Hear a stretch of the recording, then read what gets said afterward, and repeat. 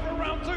He's going to go for the knock, goes for the roll down, and he's spotted Sylvia. Looks for the clip, but he's not going to be able to get it. Jumps out instead, but goes down.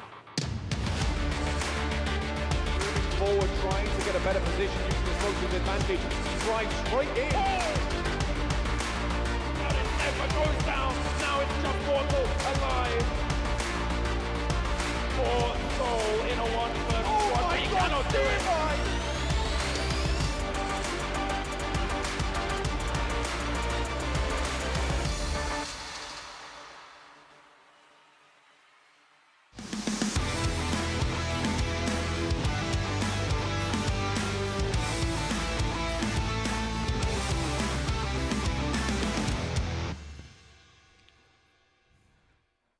Hello everyone and welcome back to PMCO 2020 Spring Split South Asia Semi-Finals, and this is the last day of the semi-finals, day number 6. My name is Varun Super Johnny John, being joined again by Ocean Sharma. And if you guys are wondering why there's a lemon on the table, I think Ocean's gonna let you know.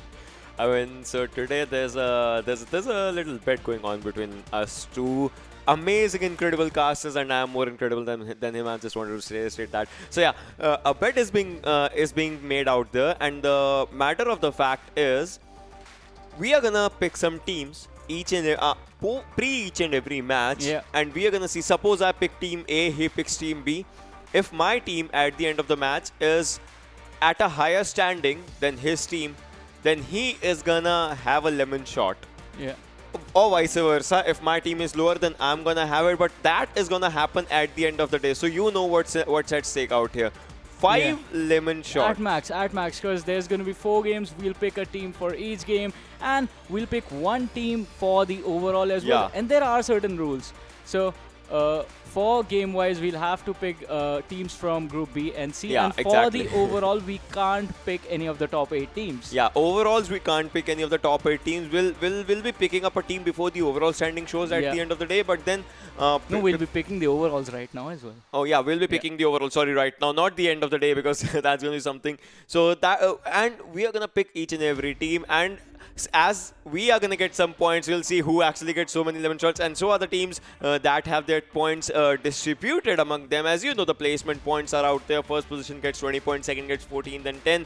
And after that, it's a story of a single point that gets degraded till the 10th position, and 11 to 16 is out there with a single point and 1 kill for 1 point. Yeah. So how many kills do you think we are going to get on each other while going for this? I have no idea. I think that only time will tell. But it is going to be interesting nonetheless, and since the teams have been pretty volatile, apart from the teams in the top 8, I think this could go either way between us as well. I mean, this can go either way. We'll have to see what happens at the end of it. But then this is the squad roster, ladies and gentlemen, the Group A that has done with their good and bad. As you can see, Rivals X, Nepali Ho Ni, INES, Team Xtreme, 7Cs, Team Hype, though they have played all their games. But these are the 2 groups. As Group B is right on your screen, they have a chance to actually, some of the teams have a chance to come back to the top position if they play their cards right. Some of the teams have a chance to, just stay in top 16 if they play their cards right. A1 Esports will have to look out for that team, as that team, can actually do wonders if they go for it. And today's the last day. 4 games that are lined up. Erangel, Sanhok, Miramar makes an appearance. Good for TDP probably, and Erangel once again. So let's see what happens in all those matches. Yeah, we'll definitely have to see. The schedule was in front of us, and teams from Group A are done with their matches, as Ocean stated out. So they are just going to sit there in the stream and just watch and wonder if they actually make it in or not. But we were talking about this earlier. Most of the teams from Group A are pretty safe. Most of them are pretty safe. And talking about safe as of now, like PN Gaming, I mean, the safest team, they still have matches, but the safest team out there, 209 points. No team is contesting them out. INES, like, look at this thing. 2nd, 3rd, 4th, 5th, 6th. I mean, till 6th position. Yeah. They have been good with their 16 games right now. 162 points, 161 points, 150. But the team that is going to matter is 1971 Gladiators. How far they can climb, because there are no negative marks. No, negative points, sorry, not the marks. There are no negative points. So even with one single point, you are going to climb up the ladder slowly and steadily. Rising Nepal will be out there on the 8th position. Let's see where Gladiators and Nepal start from, because they both have 146. So if I have to, pick up the team, if anything, I'm going to pick someone from both of these. But then we'll come back to that later. So the next one is out there with, and it's on 9th, like 146 and two teams with 146. Two teams with 144. So let's see what happens. So once again, the volatility I was talking about is going to be present because Nepali Ho Ni, Deadeyes Guys, both teams with 144 points. On the other side, R3D Devils, there is a slight difference because R3D Devils are on the 11th position, sitting at 127 points. And Wolves Den, once again, the volatility coming into play because Wolves Den 1 point less than R3D, 126 for them. Salty Squad is at 124. Jyanmaara is at 118. But once again, the gap sort of suddenly increases because Trust D Process is at 106. Then T2K is at 105. So interesting situations. And it is once again going to come down to the few kills, who can get those extra kills. And but moving on to the last sort of danger zone of this one, the sad thing that comes to vision instantly is going to be KSX with all 16 games played, but are still at 102 points. So for them, I think it is pretty much over. Elementrix, Sam Class, the Ultimate Bank, KTM Rage, Vibes, Team Pyro, and A1 Esports have all played 30, yeah, 12.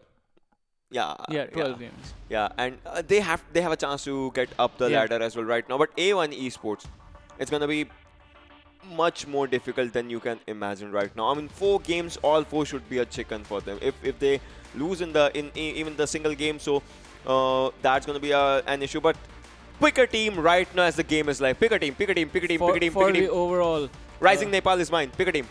Overall, right? No, for this match. For this match, you picked Rising Nepal. I'll go with Salty Squad. Alright, so this is on, ladies and gentlemen, as the war out there and war out here is on. From Georgia Bowl to Lipovka, Prison is out there and the teams are going for Vibes, as you know, who likes to go to Zarki. They are going to that area. KTM is coming to the downward side, if anything. Elementrix was his name, I just forgot. But okay, Elementrix is out there just going for it. DE will go for their drop in Rozok, if I'm not wrong. PN, once again, a team that is just sitting on top of the mountain, if anything, and they are going at Severny, as we'll be talking. So let's see which team ends up where.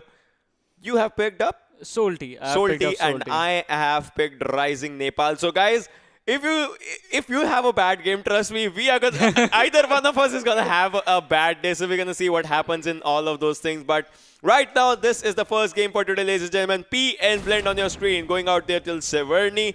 Let's see what comes to the point and let's see where the circle ends. Yeah, and like always in the neighbor fashion, Salty and A1 Esports going towards the Yasna Poliana side. On the other side, T2K taking control of the Georgia Pole area once again. So hot drops are never contested in competitive play. That is one thing I guess the viewers by now would have noticed, because it is going to be those isolated areas wherein the teams sort of try and play mind games. All right, most people are not going to land there, so we are going to take control of this entire location. But sometimes the cities, the big cities like Yasna Poliana, Pochinki, or Milta, those cities sometimes do get contested just because of the amount of cover that you can get from those houses being there. On the other side, Elementrix, they are gonna look to rotate. Usually they go towards the southwestern side of Erangel, but this time the trajectory not favoring them. They are gonna have to go for a car ride. Look at this. I mean, Jyanmaara, and a player was close to them from DC as well. And out there, Rising Nepal's Crazy. What are you doing, bro? You are gonna cost me a lemon shot out there. But then Crazy is just going out there. It's not gonna be a shot. You will have to eat a lemon slice. I hate you. So Crazy is just moving out there, and okay, this is different. I mean, Rising Nepal's players are on Milta, and one of their players were out there in that Milta factory. I mean, he was just having a split drop, that split location, that could have changed everything. And DC out here, right in front of Jyanmaara's Nang, and if he goes for a spray, I think he can actually pop a head or two out there as DC Atom, but DC Atom. His buggy was faster than the gunshots, and so he makes his way to the safety out there. Jyanmaara, back to their loot. I mean, okay, so one thing. Jyanmaara is an incredible team when you know, look for the gameplays and all those things. Yeah. But then each and every team, they lack at one or two things. So Jyanmaara, for me, it's going to be, you know, final circle fights. As they go for it, they get chicken dinners, but then when they are surrounded, I mean, each and every team, when the team is surrounded by all the players, that is one thing. And your favorite squad out there, Salty Squad, are right in front of A1 Esports. Kapshi, yes, Kapshi hit that shot. Okay. Now, right now, see, I would want to see, like, you take a lemon bite or something, but then one thing. All right, Vibes, starting up their loot from Zarki. would like to move inside the circle, as well as the circle is kind of centrally located. So this is a good circle for each and every team, as they can just, you see, they can just stay there. But one thing, see, Elementrix is not in their military base area. They are out there in their ferry pier Primorsk area. That's a new drop, but Elementrix is 2 players. Shagar and Mr. Hughes, who can be contested by Bang as well. Yeah, Elementrix usually go for a split, but this time around as well. Usually it's a military base and the ferry pier split, but this time they were trying to go for a Primorsk and ferry pier split. That can actually cost them a lot in this game. Losing 2 players in the early stage, within the first 5 minutes for Elementrix, this could be the worst thing that could happen for them. But we have to see if the players, are they going to survive or are they going to lose their lives in this one. But on the other side, 1971 on Pochinki, they are going to be pretty happy because there is no one else there in the entire area. It's all theirs. All these houses, all the loot is going to be theirs. But once again, talking about Elementrix, Bang is quite close to them. On the other side, look at this. Once again, in the main island, the southern shore of the island has been covered up with all the squads. Most of the squads just being the 1971 on Pochinki are pretty much central base, but Pyro is on the banks, Rising Nepal, DC is on the banks, JM was on the other bank as well, but Elementrix, they take control of the quarry area. This place is once again quite interesting because being on the top can give you an advantage, but the loot is present downstairs. Yeah, I mean, that is like kind of a thing. See, Query has that terrace thingy, like you have various steps of a ladder or something, and that's how it goes. And look at Elementrix Orange. Like, look at this thing. You have a bad day. You're sitting out there on that beach area on your house, something. Look at this shot. This shot is like you had a kind of a bad day. You're just sitting out there, chilling out there, watching the sunset going on that beach area or something, and sipping up an energy drink. I don't know what guys do nowadays. Eating up a painkiller or something, just so that your mood goes good. And now he has started looting. That's one thing that you should be doing in the game right now, as the circle is coming up slowly and steadily. 5 minutes and 50 seconds into the game, ladies and gentlemen. The first circle is coming, and it's gonna come for a lot of teams, I mean, to be honest. And Mr. Hughes, on the other hand, he is driving his buggy, I guess. Yeah, he is trying to drive his buggy. Yeah, I think he is driving it. He is driving his buggy right now, but it's something the observer. That's something that happens. But then, oh, he's actually not moving. I think he's waiting for on it. Oh wait, he just moved. Moving. Okay, he moved a lot of distance in just 1 second or something. I don't know. He's Goku, instant transmission.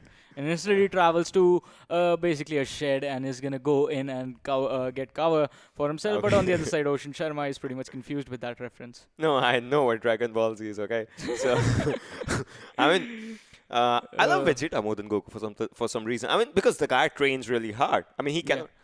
Yeah, he can reach to the level. But then coming back to the game, ladies and gentlemen, poaching, it was 1971 out there for you. And T2K is moving slowly and steadily from the sides of R3D. R3D is ready for a fight. If anything, Erangel is going outside the circle for some reason. I don't know why, but he is moving outside the circle, going really close to Bang. I don't know, for some reason.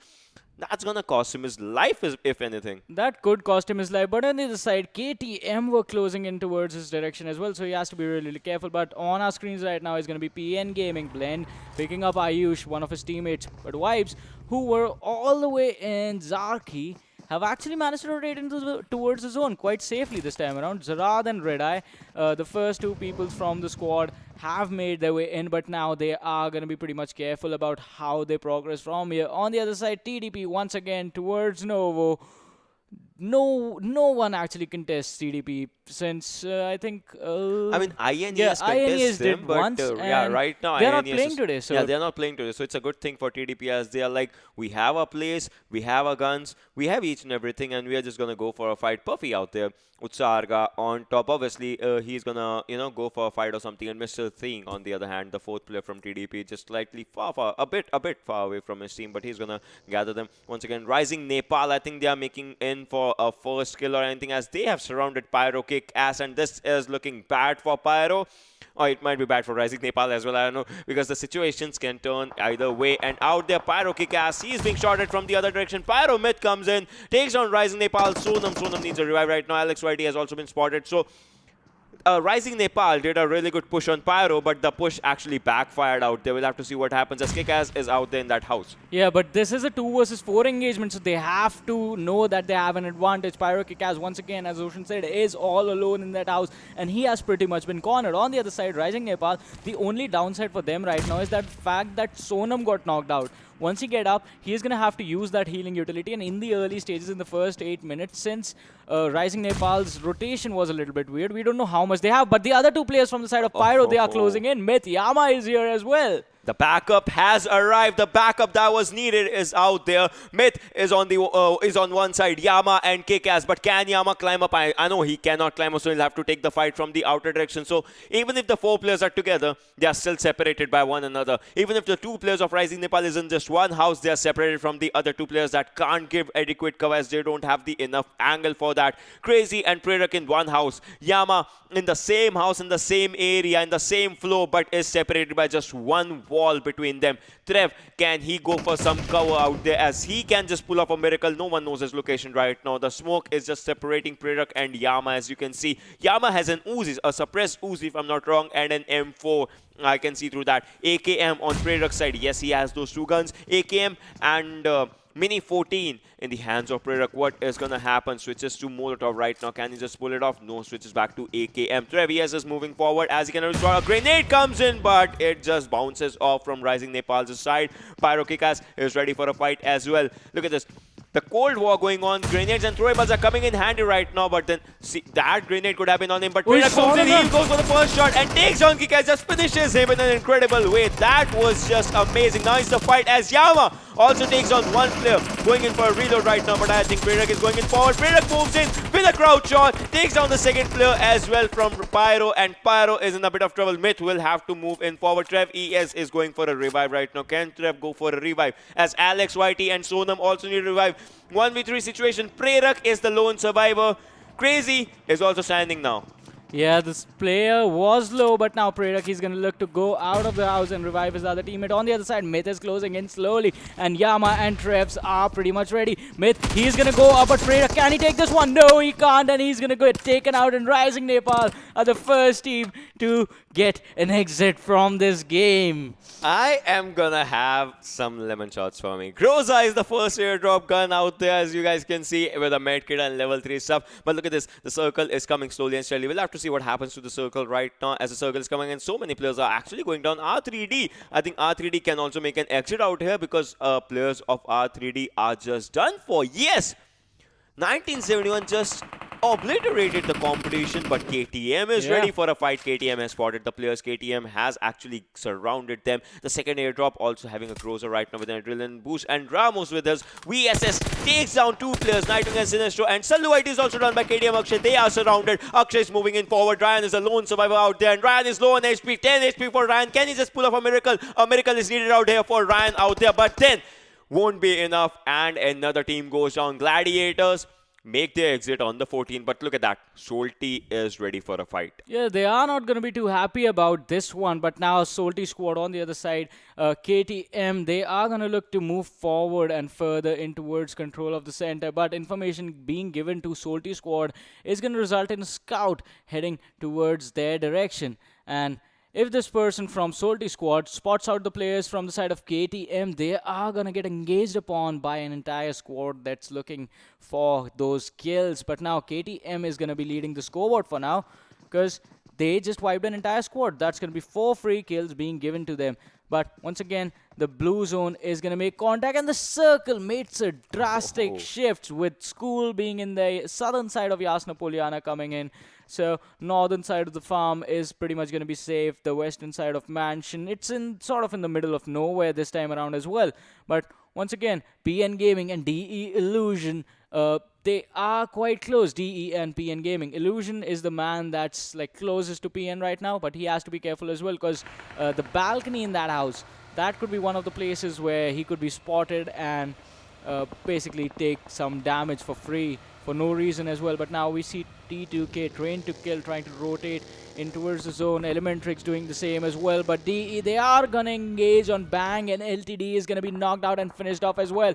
Really fast.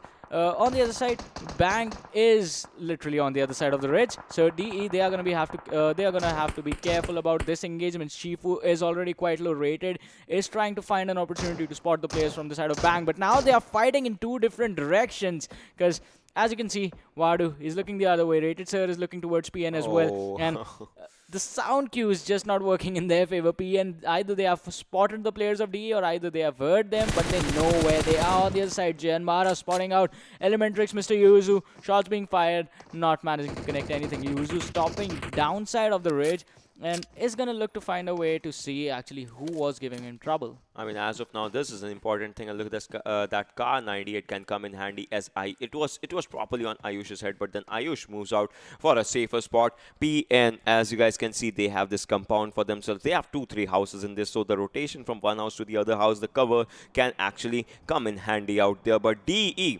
Illusion Sir is inside one house, while rest of the 3 players, imagine if some team actually, goes for a rampage on those 3 players, then Illusion Sir cannot give any good cover. Warhead, look at this, Pyro is really close to KTM Warhead, and the shots have been made, so he has been spotted out there. A grenade comes in handy, an underthrown grenade, undercooked grenade, that can actually change everything, because Yama ES is moving forward. The grenade is gonna blast itself out right now, but Pyro is moving in for a safer spot, and KTM's staying at the edge of the circle. We'll have to move inside the circle as we are talking right now. I mean, they are just fairly close to the circle, but this is the 3rd zone, ladies and gentlemen. After this, it's going to be the 4th one. And if anything, that 4th circle, after that, the damage is going to be a lot, as the circle is going to make a hard shift or anything right now. Pyro vibes, like each and every team is inside the circle. As of now, KTM is just sitting out there at the edge of the circle. If the circle does not support KTM, they have to travel a lot of distance, and that distance, while traveling that, they'll come in contact with Salty, A1 Esports, JMT, 2K, Pyro. That's going to happen. The 3rd airdrop has an incredible gun. I mean, M249, the 100 bullets. It's a beauty to watch. But once again, the zone makes a drastic shift, and circle once again in the middle of nowhere, northern side of school. KTM, this is going to be a tough rotation for them. But another team that's going to have a tough rotation is going to be A1 Esports and DC as well. DC quite close to Elementrix right now. That engagement could happen at any moment, but PN Gaming and DE still going at it. DE, with the way that they were distracted by PN Gaming, I think the squad bang that they were fighting earlier, they had the opportunity to get away from that. But once again, these squads for now are just going to have to rotate. Elementrix and DC, they were quite far away from the play zone right now, from the circle right now. So these 2 squads, they have to rotate first.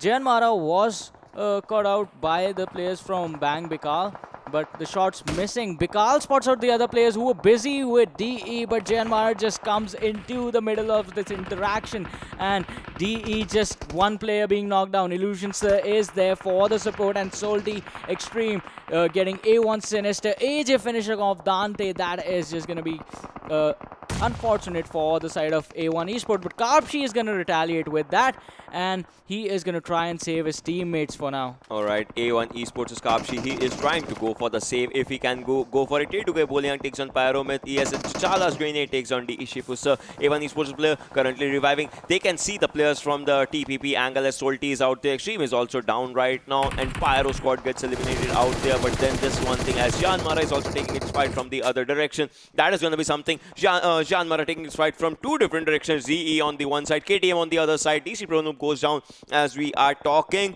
TDP, Mr. Thing goes on by P and Blend, and DC Pro Noob has been finished by TDP on dot. TDP coming into the equation, coming into the fights right now. As you can see, the minimap, TDP is surrounding the other team, but A1 Esports Dante takes down Salty AJ.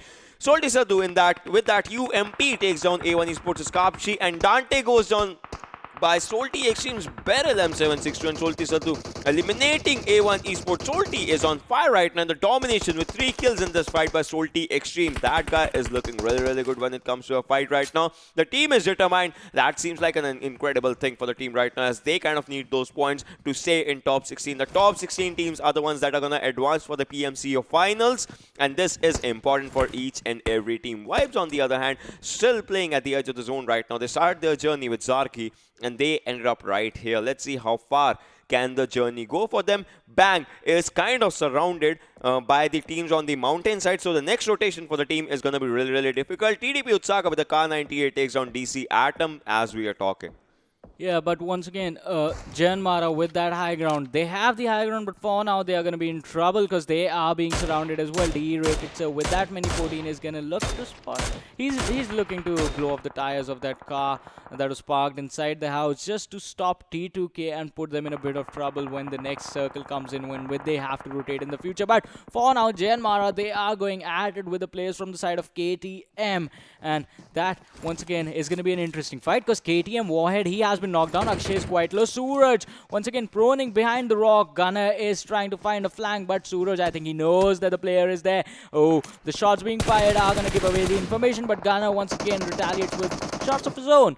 The nade being cooked. If that go, Gunner taking damage from another angle. He has to be careful because Bang, players from the side of Bang, they did see him, and now they are going to take him out as well. Bang yes is doing the job, finishing the man that he got solo. Gunner, the aggression not working out, but the smoke for Warhead is there. He is going to get a revive now. He's going to get the heal, and Akshay is going to be happy about it. But on the other side, saving Suraj is going to be a little bit hard. Smoke for Gunner being popped as well, but Jyanmaara, you have to be careful because Bang is going to start closing in, and you have to worry about Salty squad as well, who is right behind you.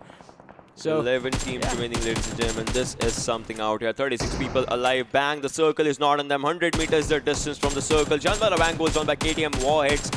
Grenade out there, and Bang is trying to make the maximum use out of that thing. As the circle is closing in, Bang will have to move in forward. Gunner has been taken on by KTM. Akshay, as we are talking, KTM is looking really, really good as out there. See, Nang is driving Bang, and T'Challa is trying to go for a shot. If he shots another shot, then Warhead would have been gone down, but then Bang Bikal just moving in forward. Bang YCL also moving forward. T'Challa once again trying to spot some players. Elementrix Shaga goes down by Solti Sadhu, as Solti is looking in for an incredible fight. T2K Shari takes on Bang Bikal, as we were talking. T2K Shari finishes him as he was trying to make his moves with a vehicle right now, but at the edge of the circle, the zone is open. The next zone is gonna be open. Wives Knight goes out by TDP Utsaga with his M4. Glacier play zone eats up Elementrix's Shagar and T2K and Bang. Look at this. Bang is trying to hold this area, but can one person, Bang SS, hold it against 4 people? That is gonna be a question. D Wadusha takes on PN Mafia Ninja from PN Gaming, and he does it.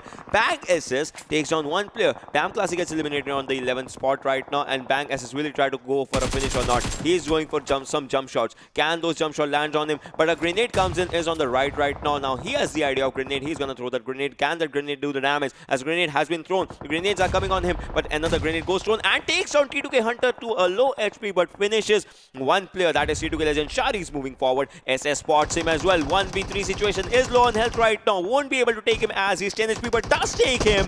So he has taken 2 players, but now he takes damage. He needs a revive, or else obviously he will be finished. yeah, he's definitely going to be finished, but YCL is there for cover as well. On the other side, if Hunter is not spotted out, YCL, Boliang spots out YCL, did some damage, but YCL is still pretty healthy. On the other side, Vibe Zarad being taken out. TDP Utsarga with that beautiful nade is going to drop a lot of players. Zarad is going to die. Red Eye is going to die. And that is just going to be 9 teams remaining in the game. Bang SS, he's going to bleed out and he is going to die slowly and steadily. But on the other side, Chari getting that revive is going to be pretty much happy about it. The smokes being popped. He is going to heal behind that wall now. Bang YCL popped these smokes and he kind of helped T2K with these smokes. But look at one thing. Bang YCL is the lone person inside the circle, and he is alone out there. I mean, literally as well. But then teams are going to go and contest him when the fights happen, and he's going to stay there alone. That's going to be really, really difficult for him. PN on the other hand, as you can see, FSEC and Blend. I mean, Blend is on low HP, and Soldier Squad wants to move in forward. If they go for a move, that's going to change each and everything for the game. TE on the other hand, DE, ladies and gentlemen, they are also trying to make their move inside the circle. As you can see, Wadusa, they are contesting Jyanmaara as Wang has been spotted.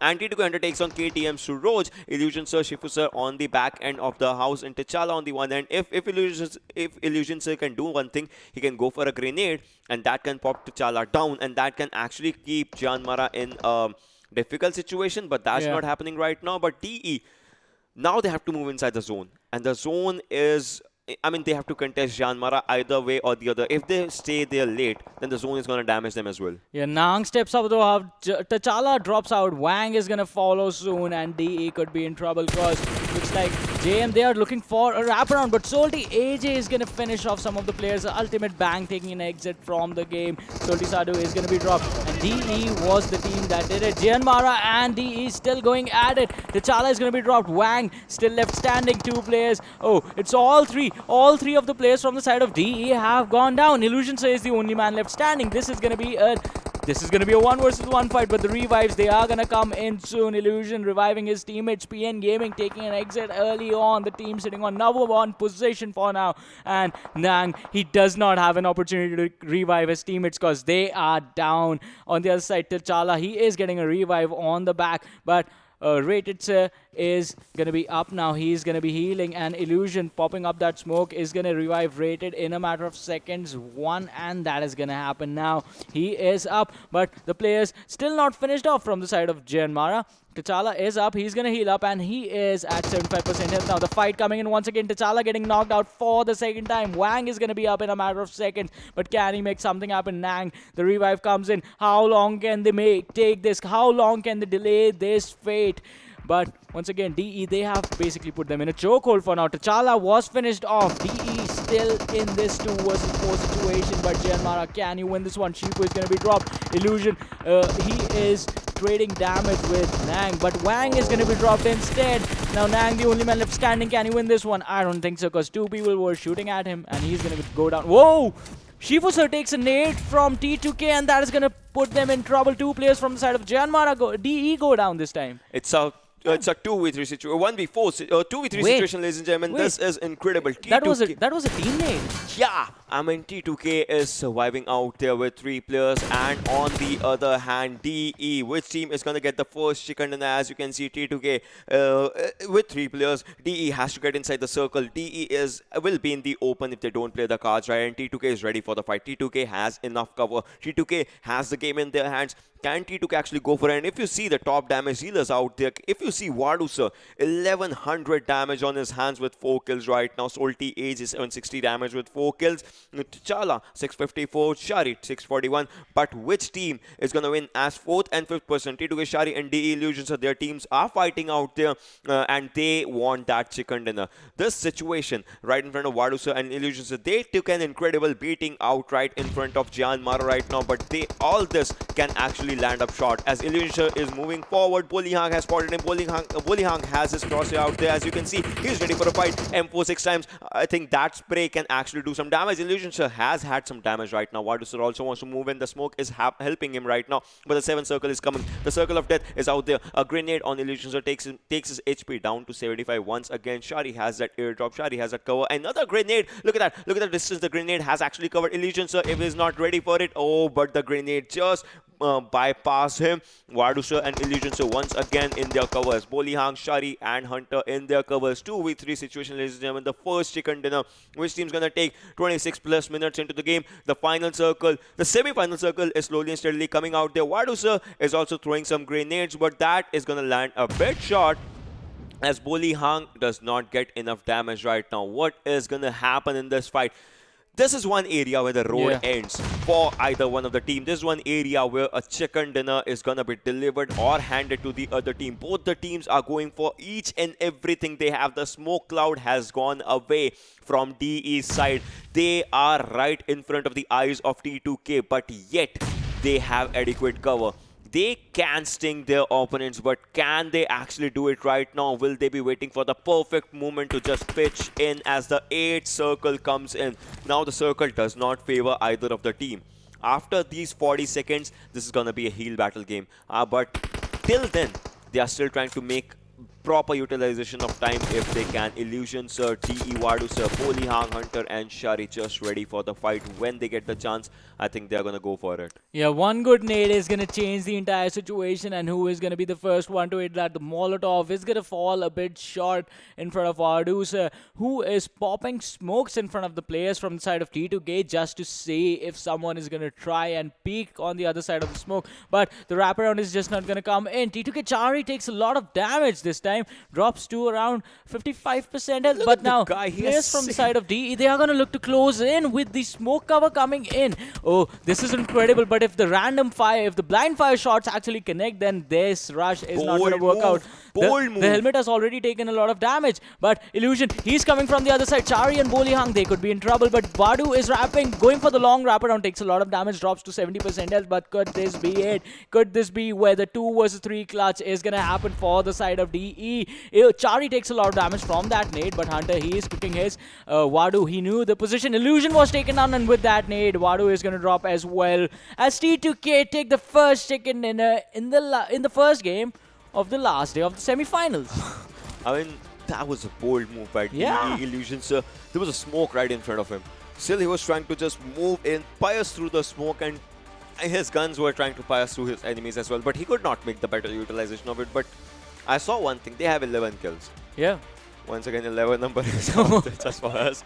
I don't know what is happening out there. But 5 kills for Bolihang and Shari, if I'm not wrong, or something like that. But we'll have to see who the MVP out of those 2 players is, because it's going to come to the damage stats or anything, but the players played a perfect game.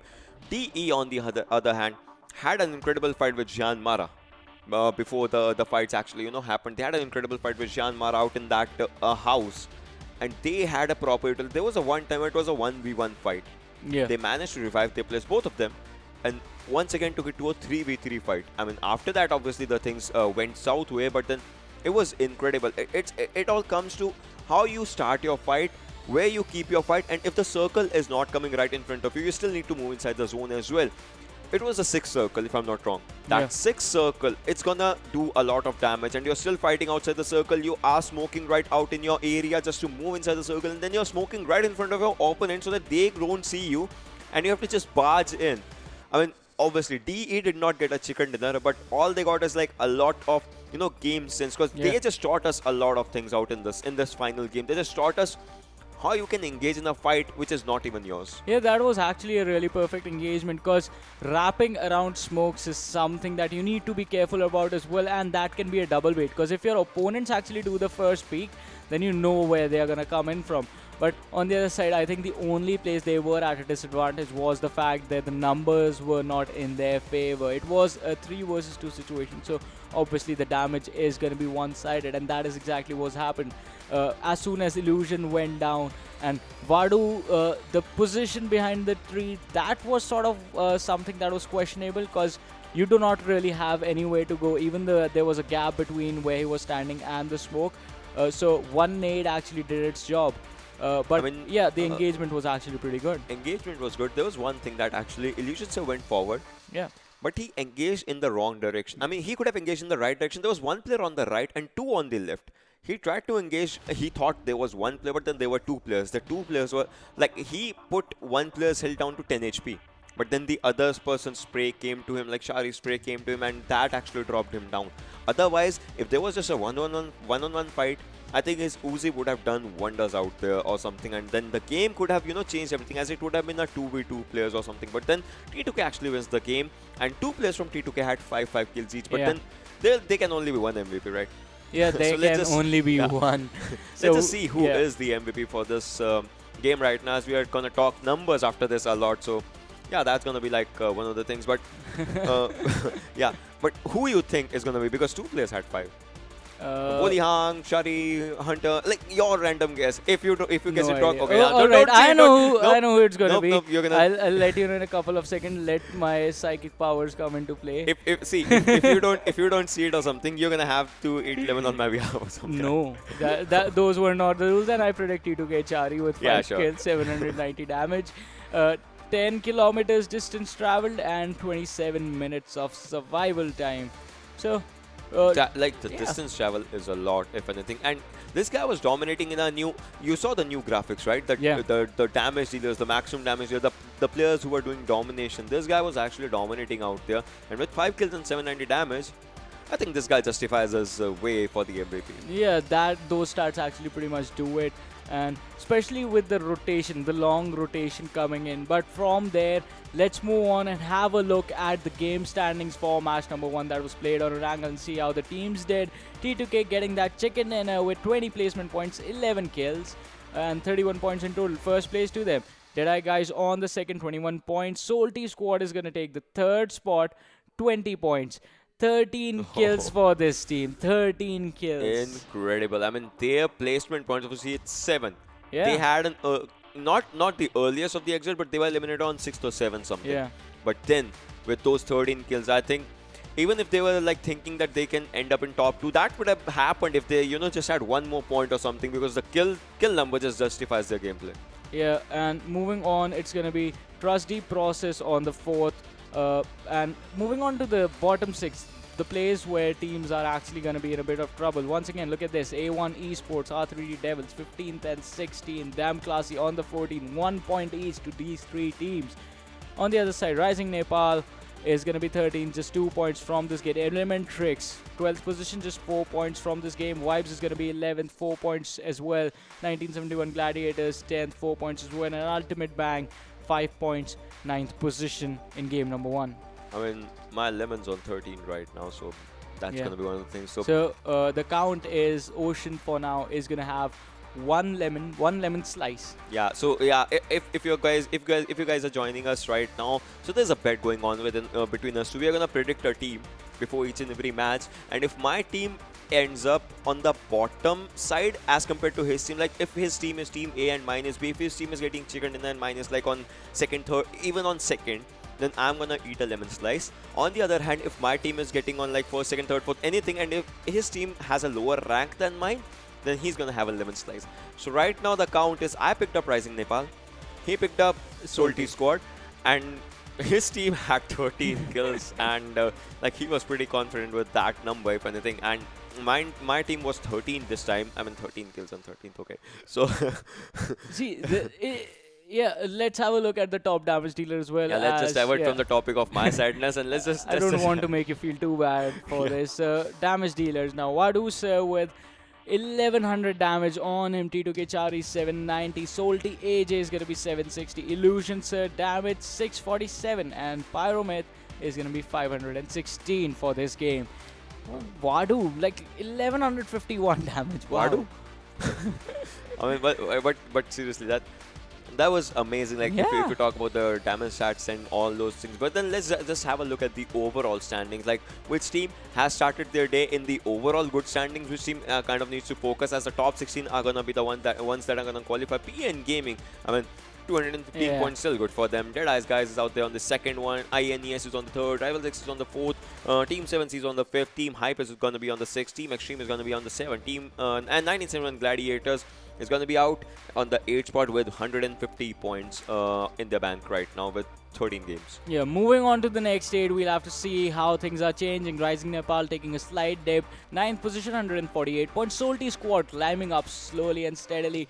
Take the 10th position now, 144 points for them. Nepali Ho Ni, they have played all their games. They are in Group A, so from here on out, they are going to be dropping because the teams quite close to them are still sitting at 13. Nepali Ho Ni for now, 11th position, 144 points. The team right below them, Team T2K, is at 12th position with 136 points.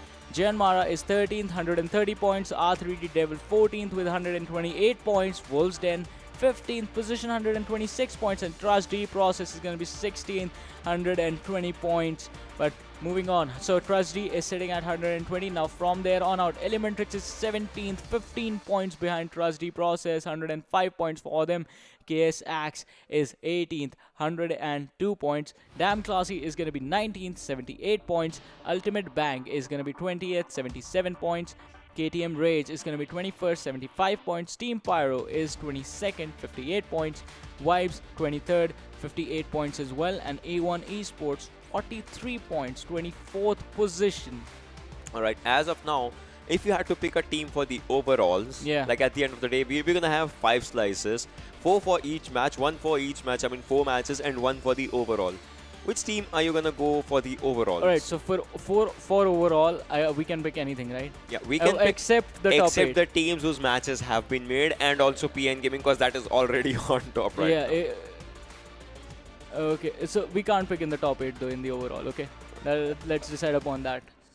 That's the only rule. Yeah, we can't pick the teams that are in the top 8 right now. So if we can see the overall standings once again, just to choose a team before we go to the break, let's just go for it. I mean, we kind of need to do some maths as well. So let's just see. Let's just pick the team from the middle table.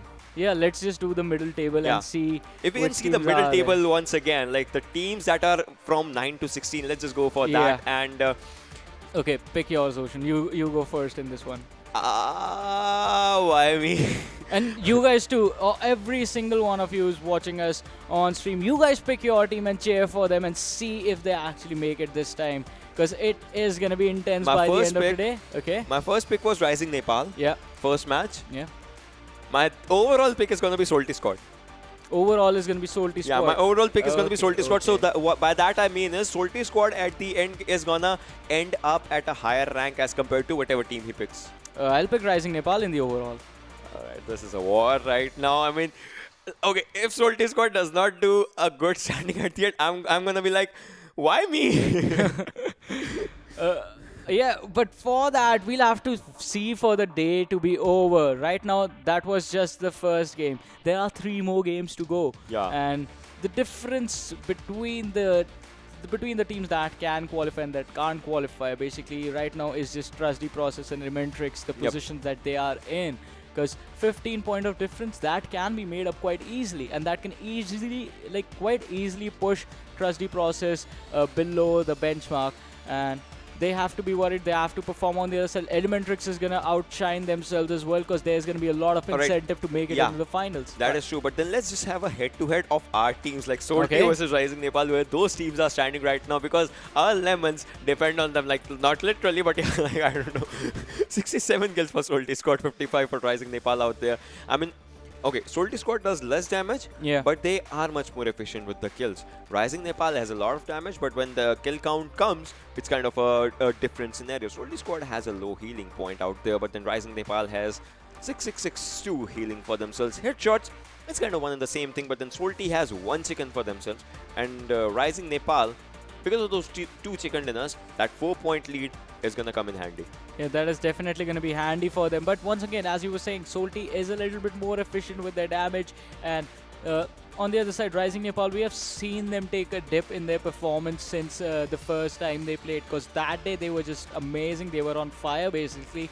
And from there on out, their performance has sort of slowed down a little bit. But today being the last day, I expect them to go all out in today's game. But we have to see that in the upcoming 3 games that are going to happen. It is going to be Sanhok up next. We'll be back after a short break. You guys stay tuned and keep watching.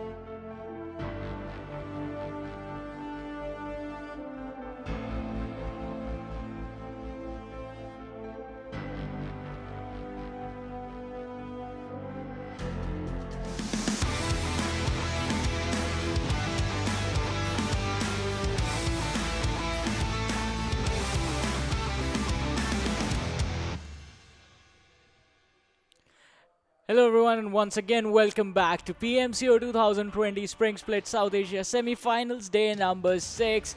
My name is Varun Super Johnny John, joined by Ocean Sharma, and what an amazing first game we had on Erangel, but now it's going to be turned for an even more amazing game on Sanhok.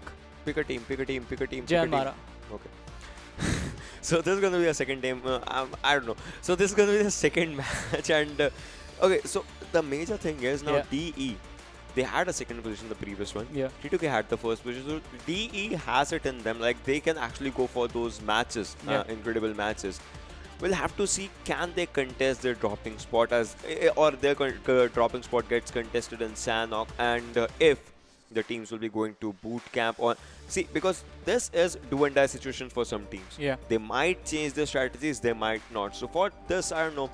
I'm gonna have Elementrix for my side. I'll be picking up Elementrix. This guy has Jyanmaara for the second match. Let's see which team, or if our teams fight or something.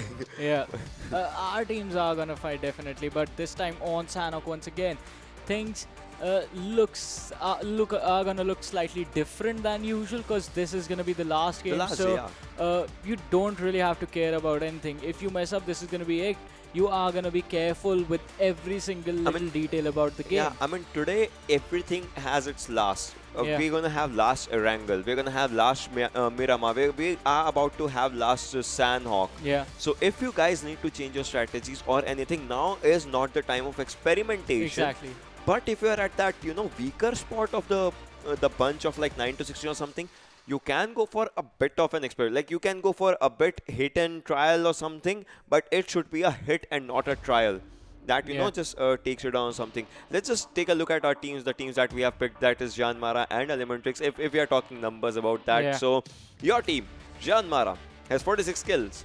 My team has 40 kills right now. The damage is .12k for the team. That's an incredible number. Mine has 9705 so far. Yeah, and talking about healing, 5442 for the side of Jyanmaara and Elementrix on the other side, 4571 headshots. Elementrix take that one, 11 headshots for the team. On the other side, Jyanmaara sitting at 6, but one chicken dinner for both these guys. But points is where things change, because Jyanmaara is sitting at 130 right now. Elementrix on the other side, just barely out of the top 16. Are sitting on the 17th position with 105 points right now. I mean, Elementrix, this is kind of a desperation game that they would be needing. But then there's one more team, okay, TDP. They are at 16th spot right now. 120, 100. I mean, the point difference is 15, but they need to climb a bit more, right? Exactly. And TDP is playing today as well, so both these teams are going to look to make the push into the top 16, and we'll have to see by the end of today who is going to be the team that gets kicked out. Yeah, and some big names might go out, some names might stay in, but it's a topsy-turvy cover. It all depends on where you land, how you play the game, how the circles shift against you or for you. Like yesterday, if you remember PN Gaming, yes, 3 places circle was on. And that happened on Erangel, on Vakendi. All the games were theirs except the last one wherein they got eliminated quite early, and we were talking about... They got 4th position the last game, I still remember that one. But we were wondering, like, it had to be 4 chicken dinners. It had to be 4 chicken dinners for PN Gaming yesterday. But they are playing today as well. The first game was not theirs. Are they looking to make the same thing happen? 3 chicken dinners. The first game is gone. Now it's Sanhok. The trajectory starting from the eastern side of the map, moving over towards from boot camp, heading over to the Camp Alpha Island, to the extreme edge. So once again, boot camp, Paradises or Tatmok is going to be available. Query, Painan, Camp Alpha is going to be available. Kampong. We have to see if teams go there. But Bang was the first team to actually leave the plane to eject themselves. A1 Esports taking Dante was the player who took the exit towards the end, but his other teammates actually are heading towards Tambang for now. A1 Esports right now, they can do the maximum of the experiments that they want to do. I mean, they can just change their whole game strategy or something. And look at the zone currently, like properly having a land area in itself. The main island is like 100% surviving out there. And KTM, what just happened? Did one player just...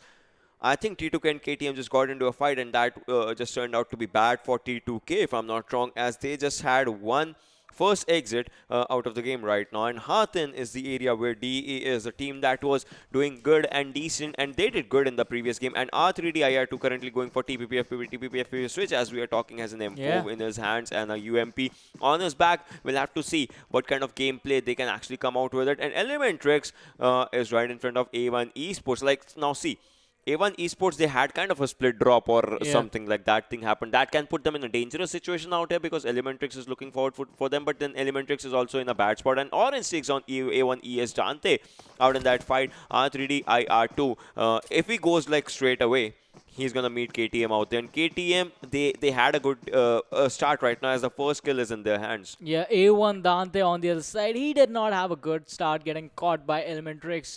Orange with his M16, but Strange and Sinister, they are quite close. One of the players from the side of A1 Esports, he landed quite far away from his team, so he has to be careful as well. But Orange, he's taken some damage, drops down to around 50% health. But Stranger, he has to be careful as well, because if you actually try and go in on Orange, Pupu Man is in the close quarters and he can engage. But look at this, look at the mini-map.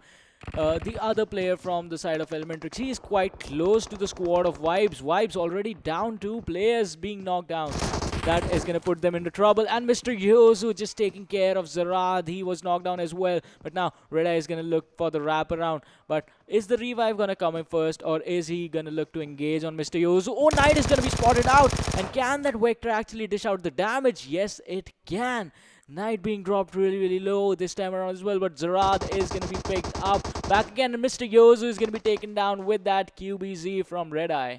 I mean, alright, so one player goes down from Elementrix out here. Vibe Zarad gets a revive. He'll be going for that bandaging first aid right now. Orange, the guy who just put up some pressure on A1 Esports, is still trying to struggle out there. Pupu Man can spot Kapshi and will go for him. And he spots him in an incredible way, just takes him down. This is an open fight right now, but Vibes is also ready for it, but then gets a 1 kill for the team. Pupu Man knows A1 Esports is out there, but they don't know that Vibes is on the other side, as Vibes can also come for this fight. But Pupu Man low on HP right now is going for another engagement with Stranger. Just goes out there with that shotgun. SLK does not deal enough damage, but right now Stranger is low on health. Dante is also out there. 13 bullets, 12 bullets going for a reload right now. Sister goes in and just takes down Pupu Man like that. A1 Esports, this can be their game. I think they'll go for a finish right now as they want to go for it.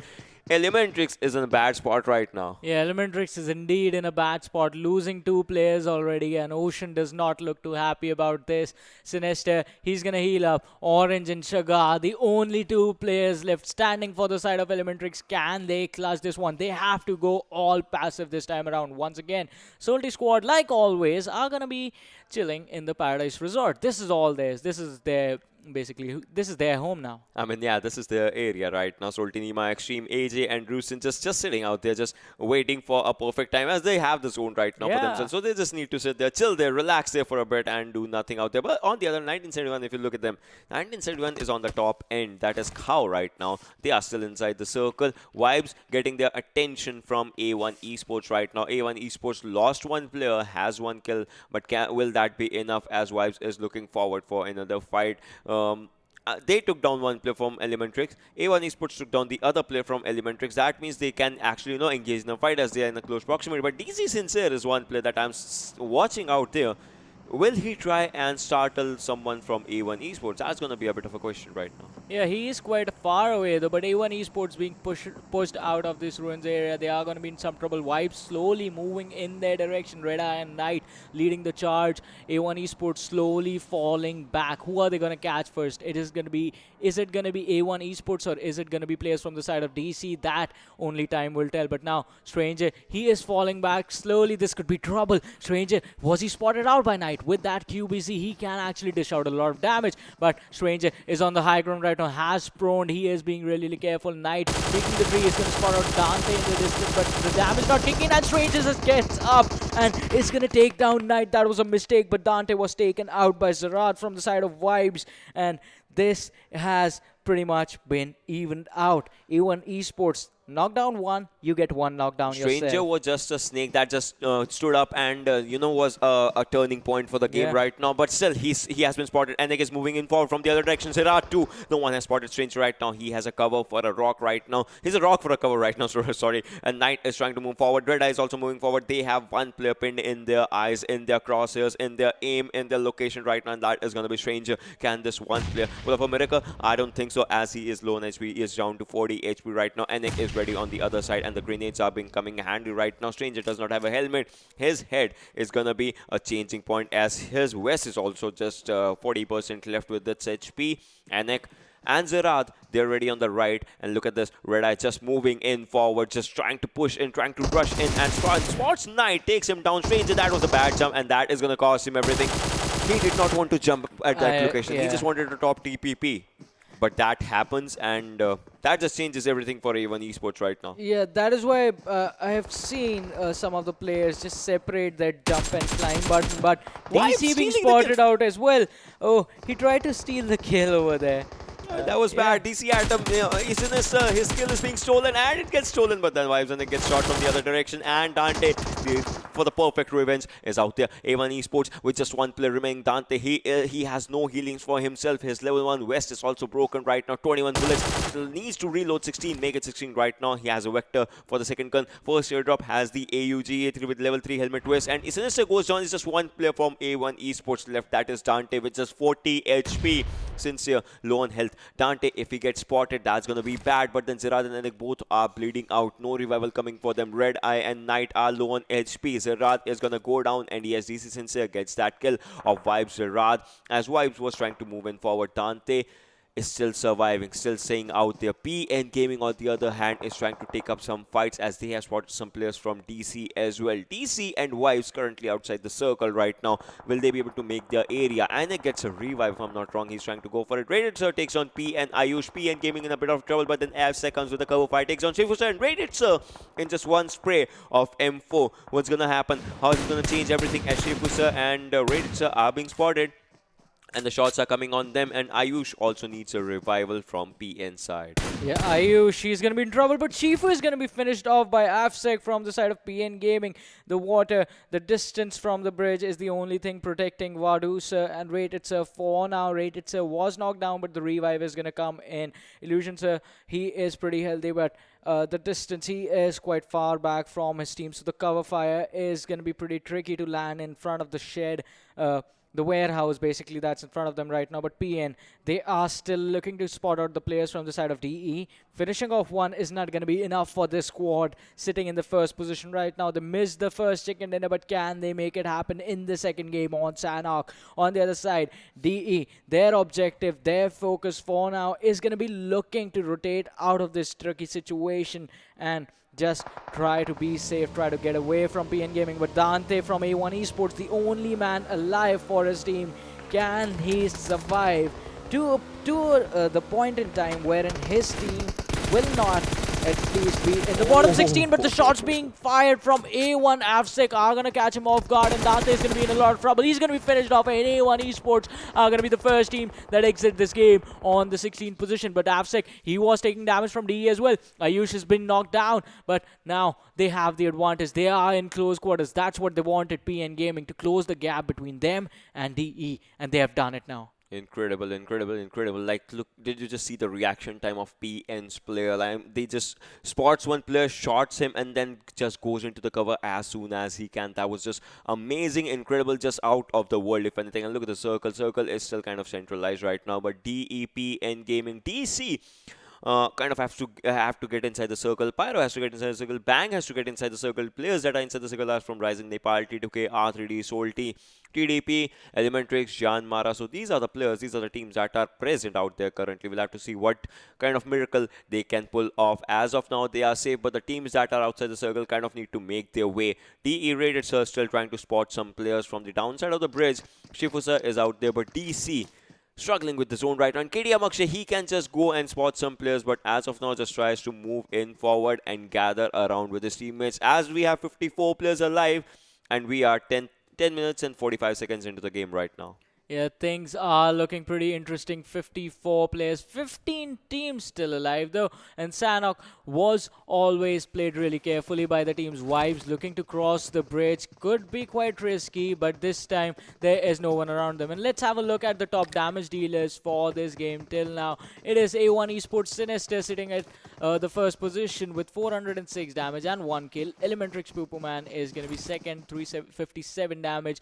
Mr. Yozu, 238 on the third position, and PN Gaming Zafsek is going to be fourth, 236. Vibes Red Eye is going to be fifth with 235 damage and 2 kills for him. But Man, Mr. Yozo already taking the exit. On the other side, A1 Esports have been eliminated. Oh, look at this. R3D season. He's going to be in so much trouble. Bang. 3 players, 4 players quite close to him. And if his teammates do not come in for the cover, then Season is going to be in hell of a trouble. But now his teammates are there. Season was the closest opponent to the side of Bang. But R3D on the other side, they have the advantage of being closer to the shed. So a lot of cover to fall back to if they actually get into trouble with this engagement against Bang. But now the place from the side of Bang, the rocks, the trees just working for them, the ridge as well, the nades being thrown, the molotovs, the utility being put to use to every single, basically to its maximum potential. They are just trying to use each and every resource that they have right now just to win one particular fight so that they can loot the crates and go again with a new set of utilities, if anything. So that is one thing that is happening. Like, see, you use bullets to gather new bullets and kills as well.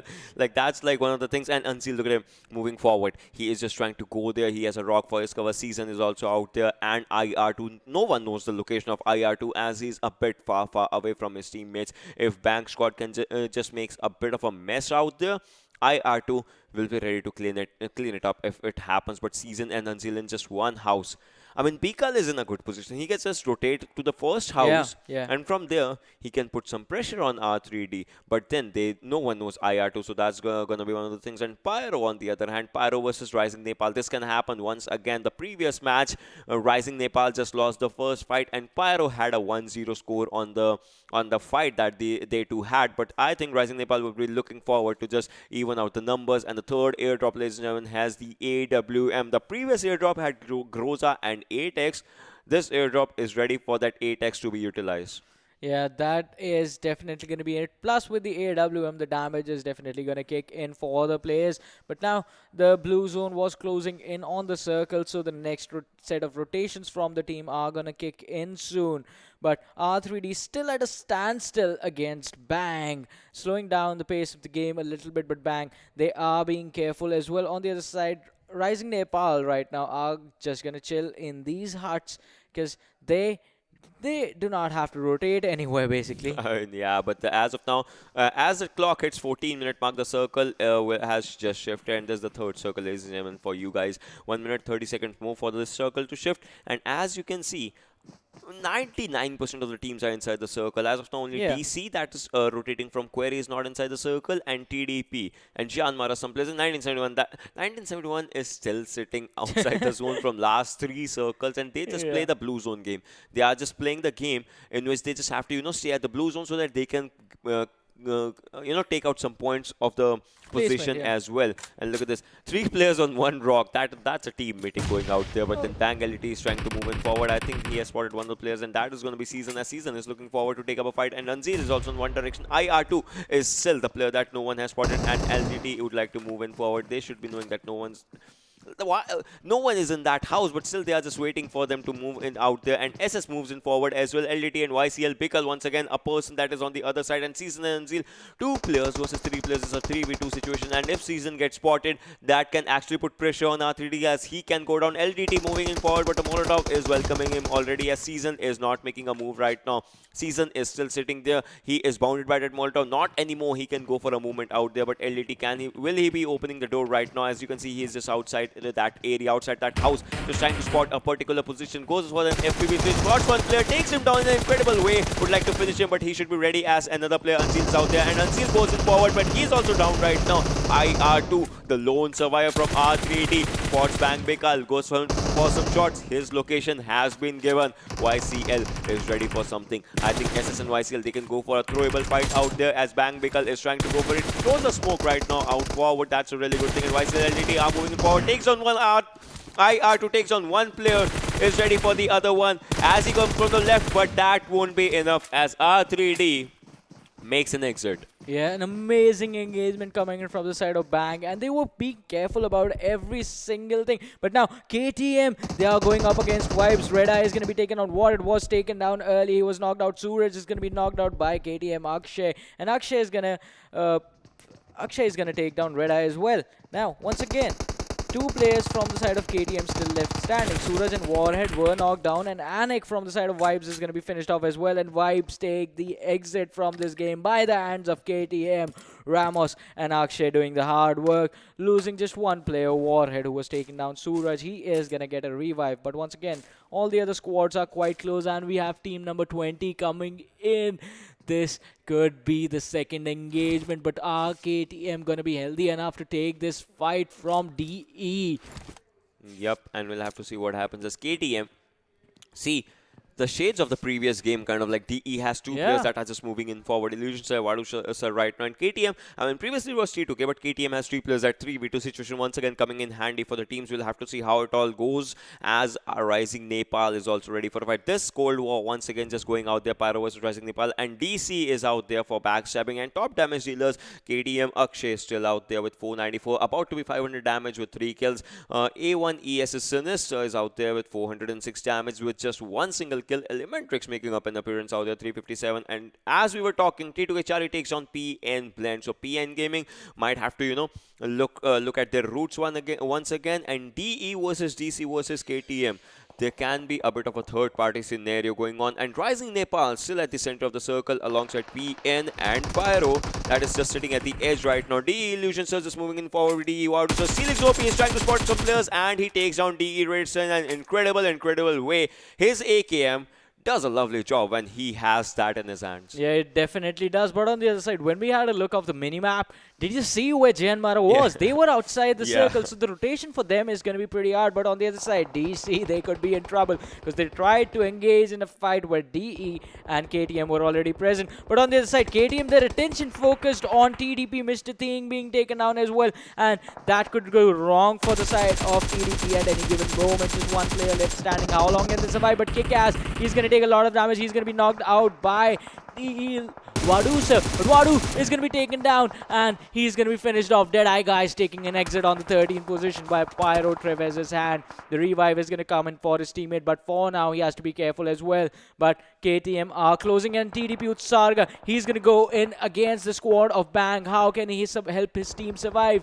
They are being engaged upon from both sides. KTM on one, Bang in front of them. Utsarga with that Uzi at a close range. This could be really lethal to the players of Bang. LTD right in front of them, going for that TPP, but is not going to find anyone. But now all his teammates are there. It's going to be a 4 versus 2 engagement in the front line. 2 players on the side of Bang. They were left back, so they can actually do a lot of damage from far off distance. On top is already quite low. Look at YCL. He's just rotating to the direction no one just knows out his location out there. Utsarga is going for a grenade throw. Puffy on the left hand side goes for a grenade in the smoke, and Bang Bikal can go down, but then the grenade is just far away. KTM still goes down as Bang SS is taking his fight to the other direction. LDT moving in forward is just one rock behind, takes down one, spots one player, and he is low on 10 HP. Bikal is moving forward. Utsarga and Puffy, it might be really bad for them as Bang LDT is moving in forward, takes down 2 players in an incredible 1-on-2 situation. Bang SS is doing incredible job of finishing those players and eliminates TDP.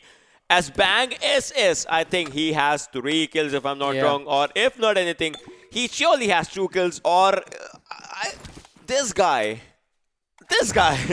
Yeah, definitely this guy with the backstab for his team, with the cover fire basically, just set up the fight in amazing fashion. On the other side, Salty squad, Nima is going to be knocked down. But Pyro, this could go horrible for them at any given moment if KTM actually engage upon them, because Rising Nepal is on the downward side as well. And once the shots are fired away, the information is going to be relayed. But now, Salty squad, Xtreme and AJ in close quarters with 1971 Gladiators and the circle. Blue zone is coming in as well. So this is going to be incredible. AJ is going to be taken down, but Xtreme is still standing. Sinistro running out on the outside and is going to finish up Xtreme as well. And Solty squad are going to take an exit on the 11th position. It was like they just rammed into each other. And they just fell down. It was like a push or something. I don't know what just happened in that thing. But then 1971 survives to see another day. Elementrix Orange currently outside the circle. And Pyro players have their eyes on him. Orange goes down. Shaga should not be reviving him as of now, as Pyro is going for a revival on Myth. He is. But Elementrix in a bad spot right now. DC can spot them from one direction. Look at this. A grenade came to Myth. Myth is low on health right now. He just got a revive. He needs to pop up a first aid. But then KTM is ready for a fight from behind of them. And the zone just is okay. Rising Nepal is still inside the circle from previous three games. In 1971, the team that was doing a northern rotation is still out there. And there's the fifth circle, ladies and gentlemen. Elementrix Shaga outside the circle will be down by the play zone. Exactly, that is one thing that happened. Yama ES out there, Myth ES out there. Treb ES has taken a lot of damage. And Yama ES can go for the demise of the team of Elementrix as we are talking. And KTM Rage goes down. Pro Noob takes that play zone damage. Yama ES could have spotted him, but he spots one player, and that will be the end of DC squad out here as Damn Classy makes an exit on the 9th position with 5 kills. That's an incredible kill count for the team. These are top damage dealers alongside play zone as KTM Akshay has 874 damage and 4 kills. And look at this, Bang squad just left outside the circle. Elementrix makes up that exit on 8th position, and Bang with YCL surviving. Will he be able to make it? I think he has picked up all the first aids. Jyanmaara is also in a bad spot right now as Rising Nepal has their eyes set on him. Team Pyro gets eliminated on the 7th position, and this is going to be really bad as we have 5 squads, and Gunner goes down as Rising Nepal's is going crazy with his gun. Spots one player, just finishes his legacy, and Nang is outside the circle. I don't think so he's going to give his kill to anyone right now. Yeah, Nang just healing up for as long as he can, and he wants to deny that kill, especially to the side of Rising Nepal, who are responsible for finishing his entire squad basically. On the other side, Jyanmaara, they had a pretty good rotation coming in from the northern side of the map. Decided to rotate from the side of boot camp. That I think has to be a questionable decision. Dancing once again, but we get to see that a lot. Goes in style, if anything, if you have to say anything, and we'll have to see what happens after this. They had 0 kills, if I'm not wrong. Yeah, they had 0 kills. They did not actually pick up any fights with anyone. All right, Rising Nepal. Now it's up to Rising Nepal. They have to get inside the circle, as well as the circle is on the faster side for them. We are down to 4 teams, ladies and gentlemen. 4v3. Each and every squad has a good manpower for taking fights in their hands, as Rising Nepal is also trying to move in forward. They have spotted T2K's players. They know T2K is right in front of them. Sonam is out there. Alex is out there. Crazy can just rotate, but the zone is not gonna let him do that. This grenade, if it does damage, it's gonna do damage to 2 players. But as of now, T2K makes out their exit from that direction. Legend knows. Now they know that there are players coming to them. Sonam has been spotted. Sonam is low on HP right now. Just 75 HP for that player. We'll have to see what happens as Alex White is also trying to move in forward. Crazy is moving forward. Alex White spots one player, takes him down, but he also goes on the counter fire. A grenade comes in on T2K Charlie. That grenade takes him down as Sonam does an incredible job. Legend can be spotted. Yes, he will be, but he was incredible with his gun as Predak is trying to finish out some players, but Predak has been spotted outside the circle, outside the area. It's Predak versus him, and he's taking the zone damage and players damage, as well as Rising Nepal goes out in an incredible fight. T2K is destined to win this one as well. Yeah, Rising Nepal, that was just one mistake. Predak standing in the corner of the house just takes a lot of damage from the blue zone in an instant, and that is gonna put him in trouble for a long time basically, because his team has been eliminated. But T2K, 1971 Gladiators, and PN Gaming, the top 3 teams in this game right now. Oh, Salu YT tried to spot out some players from the side of PN Gaming, and I think he knows that there are people present over there. He is trying to... Oh, Ayush, with that, he's going to be spotted out. Takes a lot of damage, drops down to 40% health. And Mafia Ninja is right behind him. Ayush also taking a lot of damage from Salu YT. The pixel shots coming in. And, oh, the skill being stolen by Legend. Oh my god, that was something different. 8 people alive, that was 8 actually teams remaining. Yeah, that was just something else on the other level, and it's a 4v3v1, ladies and gentlemen. T2K Hunter has been spotted. He is low on HP right now. Salu YT was an incredible level. Mafia Ninja still coming into the fight. Takes down 97 on Ryan. Mafia Ninja goes down by the place on that will be end of PN Gaming right now, as the team is still going strong, but it's a 4v3 situation with Ryan desperately needing a revival. Other than that, it's a 3v3 fight. Ryan will be revived, but look at this. The grenades, the throwables, the smoke, the Molotovs coming in handy from one direction to the other direction. Nightwing goes down, another grenade, another Molotov goes down, and on all of the team, and the grenade just ends each and every one. What? You said T2K was going to take this game, but I don't think even they expected 1971, the Gladiators, to have this much literal firepower with them. The throw power, not even Yeah. firepower. They were like Molotovs, grenades, everything just went Basically in. threw the kitchen sink at them. I mean, that's the only thing that would have been Alright, left. which kitchen sink That's has an grenade? expression, Which Ocean. kitchen That sink is has an grenade? expression. That is an expression, okay? That is an expression that you say when someone is going all out. You just throw the kitchen sink. I That is say an Kobe. expression. That's a figure of speech. But Oh boy, oh seriously, boy. Yeah. a Molotov was done. Kobe would have been actually happy about it. A lot of nades. A Molotov was thrown and a grenade just comes in, and that was just an incredible Yeah. show of the throwable power. How do you end the game? With a bang.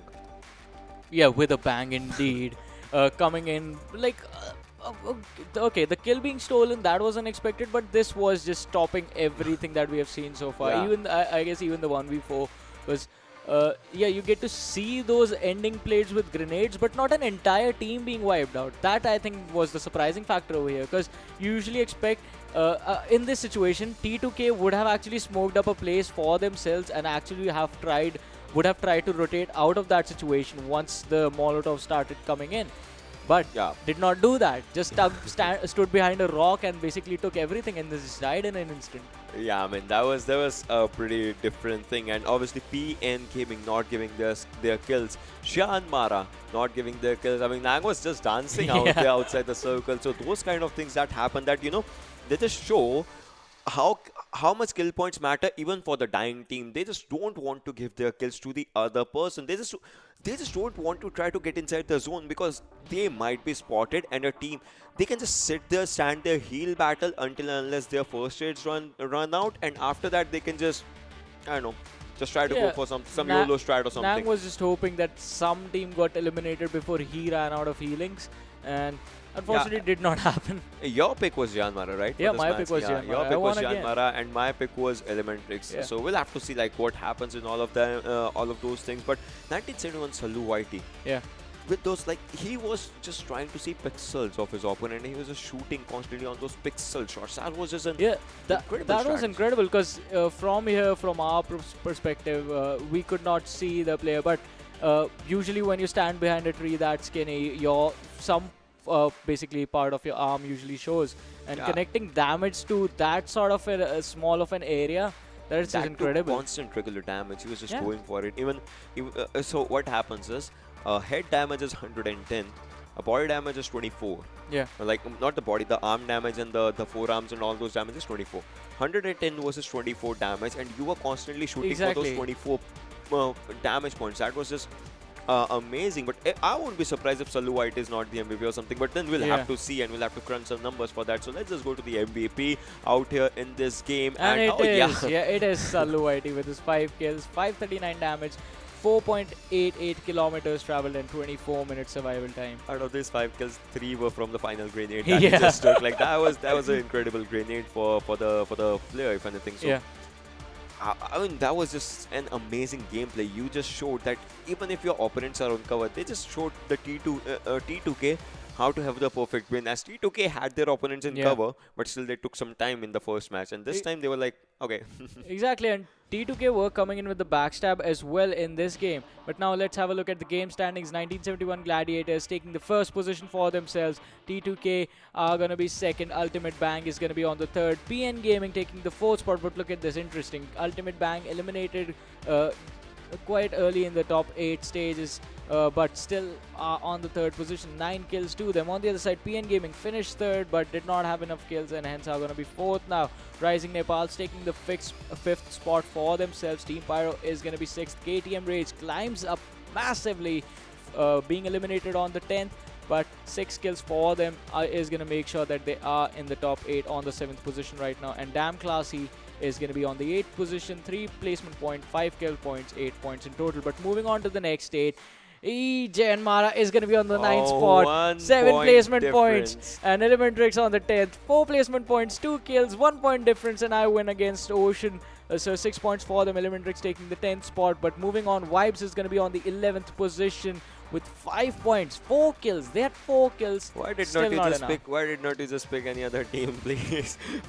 but to be honest, I got to eat 2 slices now, and that is gonna be something. Yeah. But all right, let's talk about the teams. Like once again, A1 Esports. Yeah. Still kind of having a bad right now. I mean, if anything, the competition is kind of at that point with just 2 matches left. Salty squad had a bad run in this one. Yeah. They had 1 point. That puts them not in the danger zone, but kind of at this at that zone where they can, you know, they need to have good consistent games. Each and every team from that in that 9 to 16 kind of needs to have those good consistent games, and that is gonna be, you know, game changer, pace changer, and everything. So we'll have to see how those things, you know, counter attack. Yeah, but for now, let's have a look at A1 Esports versus Salty squad. Yeah. For this game and see how they were doing this time around. Salty with 0 kills, A1 Esports with 1 kill. Damage all towards the side of A1 Esports, 762 to 85. Healing 3 to 331. Distance traveled 10 kilometers to 4. 10 kilometers, and that too when the match had just started. Yeah. They had 10 kilometers of distance traveled, and alongside the fact that, I mean, the fights were not in their favor. If anything, they dealt some damage, but then that damage was not equivalent of them knocking one player as such. So that was kind of a bad thing or anything. But then let's just go to the overall standings and all those things, and let's just see like where each and every team is standing. When 2 games have passed and when everything is coming to its end game, as PN Gaming is still gonna set their eyes on the topmost position. Good games, bad games, previous game at 3rd position. No one's gonna contest them. Nothing happens. 97 Gladiators has jumped up 1 spot. Deadeyes Guy is out there on 3rd position. INES is out there on 4th. Rivals X is out there on 5th one. Rising Nepal is still rising right now, slowly and steadily, but still they are in that race. And Team T2K is out there on the 7th one. Team 7Cs is currently at the 8th position with all their 16 games that has happened. Yeah. But now moving on to 9 to 16, it's going to be Hype on the 9th position, 155 points, Xtreme on the 10th, 152. But they have played all 16 games. Salty squad on the 11th position, 14 games played, 2 more to go, 145 points. So they still have the opportunity to climb. Nepali Ho Ni done with their games on the 12th position, 144 points. Jyanmaara has 2 more games. R3D has 2 more games. They are sitting on 13th and 14th position respectively with 137 points and 129 points. Wolves 10. They are going to drop low if Trusty Process or Elementrix actually put up good performances, because Wolves Den right now 16 games played, 15th position, 126 point. Trusty Process 16th position, 14 games plays, 121 points. So the difference is not that big. It's just 5 points between them. And moving on, Elementrix on the 17th position, 14 games played, 111 points. So they have the opportunity to make it in with just 1 chicken dinner and some extra kills for themselves. On the other side, KSAX, they are going to drop down low even further if Ultimate Bank has an amazing game this time around. They have climbed up a little bit, moved on to the 19th position for now. Still have 2 more games to go. So from 19 to 24th, all the teams have 2 more games remaining. But the difference, other than Ultimate Bank, everyone, it's going to be hard to cover up the gap basically in 2 games. I mean, that is going to be one of the things that, I mean, each and every team has to look forward, and the teams that are in from 11 to 16, no mistake should be made from their side. As each and every mistake, each and every person that drops out from their team as the matches go, is going to land them to a danger zone. At the end, when the whole squad wipes, it's just going to, you know, end the game for them. And if that is happening, that should be happening when they have decent amount of kills and a good position. Yeah, definitely a good position and decent amount of kills. That is what's going to be required, because as Ocean said, one mistake is going to move you down the points table in the overall standings. But we have 2 more games to go. We'll be back after a short break. You guys stay tuned and keep watching.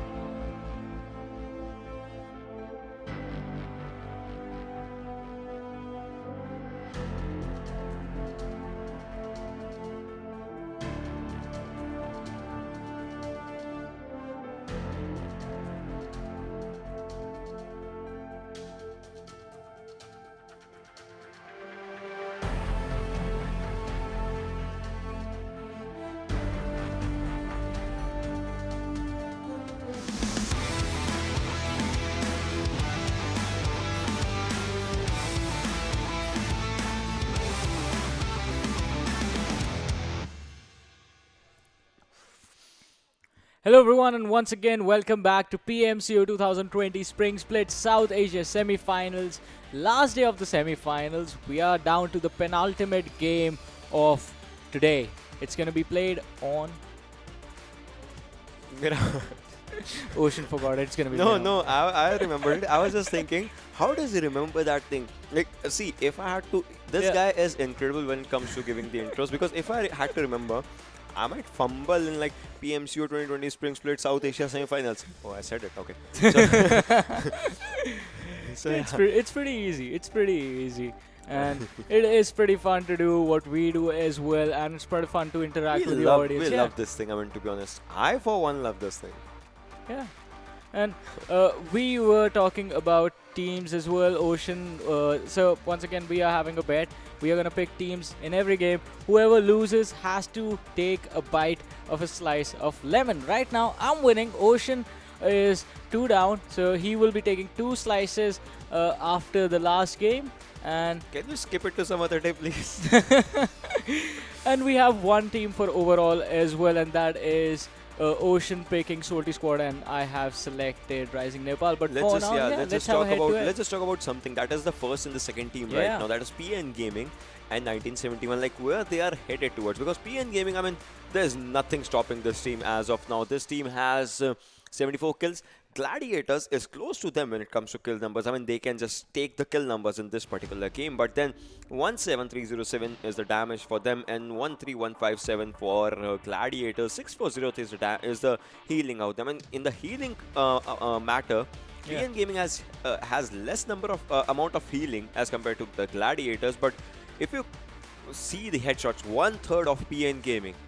33% headshots is the number that they have right now. 31%. That's a lot. That's a lot better than. Why are you going so precise? 33, 31. That's just 2% difference. Yeah, but still, like, and that is, if you see, like, every 1 in 3rd shot is a headshot for them, and every 1 in 5th for Gladiators. That's a lot of difference when you kind of go for it. There's a lot of difference, but that is actually still a pretty big percentage if you consider if you are just talking about PUBG in its whole. But look at this. Another big difference is going to be total points. Yeah. It's going to be 229 to 176. How are you going to close that gap? PN Gaming are still playing an incredible game. And those 43 points, that you kind of need 2 good games for yourself and 2 bad games for themselves. That is like one of the things. So if anything, I don't think so that no one is dethroning PN Gaming right now. Not today. So we'll have to see like what happens and how it all goes. But so far, for now, PN Gaming got that chance where INES and Rising Nepal were not performing good. Yeah. They were like, okay, this is our chance. Let's just go for it. First chicken, second chicken, third chicken. I mean, out of their 4 chicken dinners, they had 3 yesterday. Yeah, and Rising Nepal, you just mentioned the name, that brings me to the topic. From leading the overall standings to dropping down to the 9th position. So today, the final day, I think the squad is going to put up their best performance, same as day number 1, and are going to look to make that push again. On the other side, once again, the interesting topic is going to be Trusty Process versus Elementrix, because the difference over there is not that big, and one good game could make sure that Elementrix is in and Trusty Process is out. There's that, the bridge is not that big. Yeah. If the team goes for a good performance, it goes up. If the same team goes for good for a bad performance, the bridge goes up. So it's that thing. You are winning something, you are losing something, but that win and loss actually matters. And we are in the game, ladies and gentlemen. Pick a team. TDP. Alright, he's going to go for TDP. I'm going to go for 1971. Alright, and we'll have to see. For a particular team, for a particular game, we can pick up the teams that there are. So 1971 Gladiators is going to be my team. And A1 Esports have had their early exit right now. La Cobreri as a plane path follows from La Cobreri to Los Leones, La Bendita, San Martin, Pecado are the areas that the teams can go. T2K, I can see them going to El Pozo. Salty is going out there in Mont Nuevo or something. But then Chumacera, will a team try to go there as R3D is going to go for the Los Leones drop? PN right now was trying to go to Last General or something, and Elementrix is on the early fight with A1 Esports as Mr. Hughes. Look at them. Look at that. Look at that. Yeah, this could be trouble for the side of Elementrix. Mr. Yozu on the rooftop. Players from the side of A1 Esports right underneath him. Can he survive this one? I think that question is better not asked for now. I mean, yeah, that is going to be one of the things. But then A1 Esports is looking really good as they take down Mr. Hyozu. Kapshi goes for him and would like to finish him. I think he's going to go for a fist fight. And he goes for his, like at the early stage, even the single bullet matters. But look at this. 1971. DE wipes 3 teams right in front of each other as DE Shifusa goes with his Uzi, takes down Red Eye and just finishes him. Does not go for a fist fight this time, but this time he was like, let's go for a total catastrophe. And Wadusa goes on Vibes Zerat as well. Vibes is not looking in a good mood right now. Anek is just sitting out there, not making a move, just waiting for him as Wadusa goes in, Shifusa goes in, but cannot spot Anek as he's on the ground floor right now.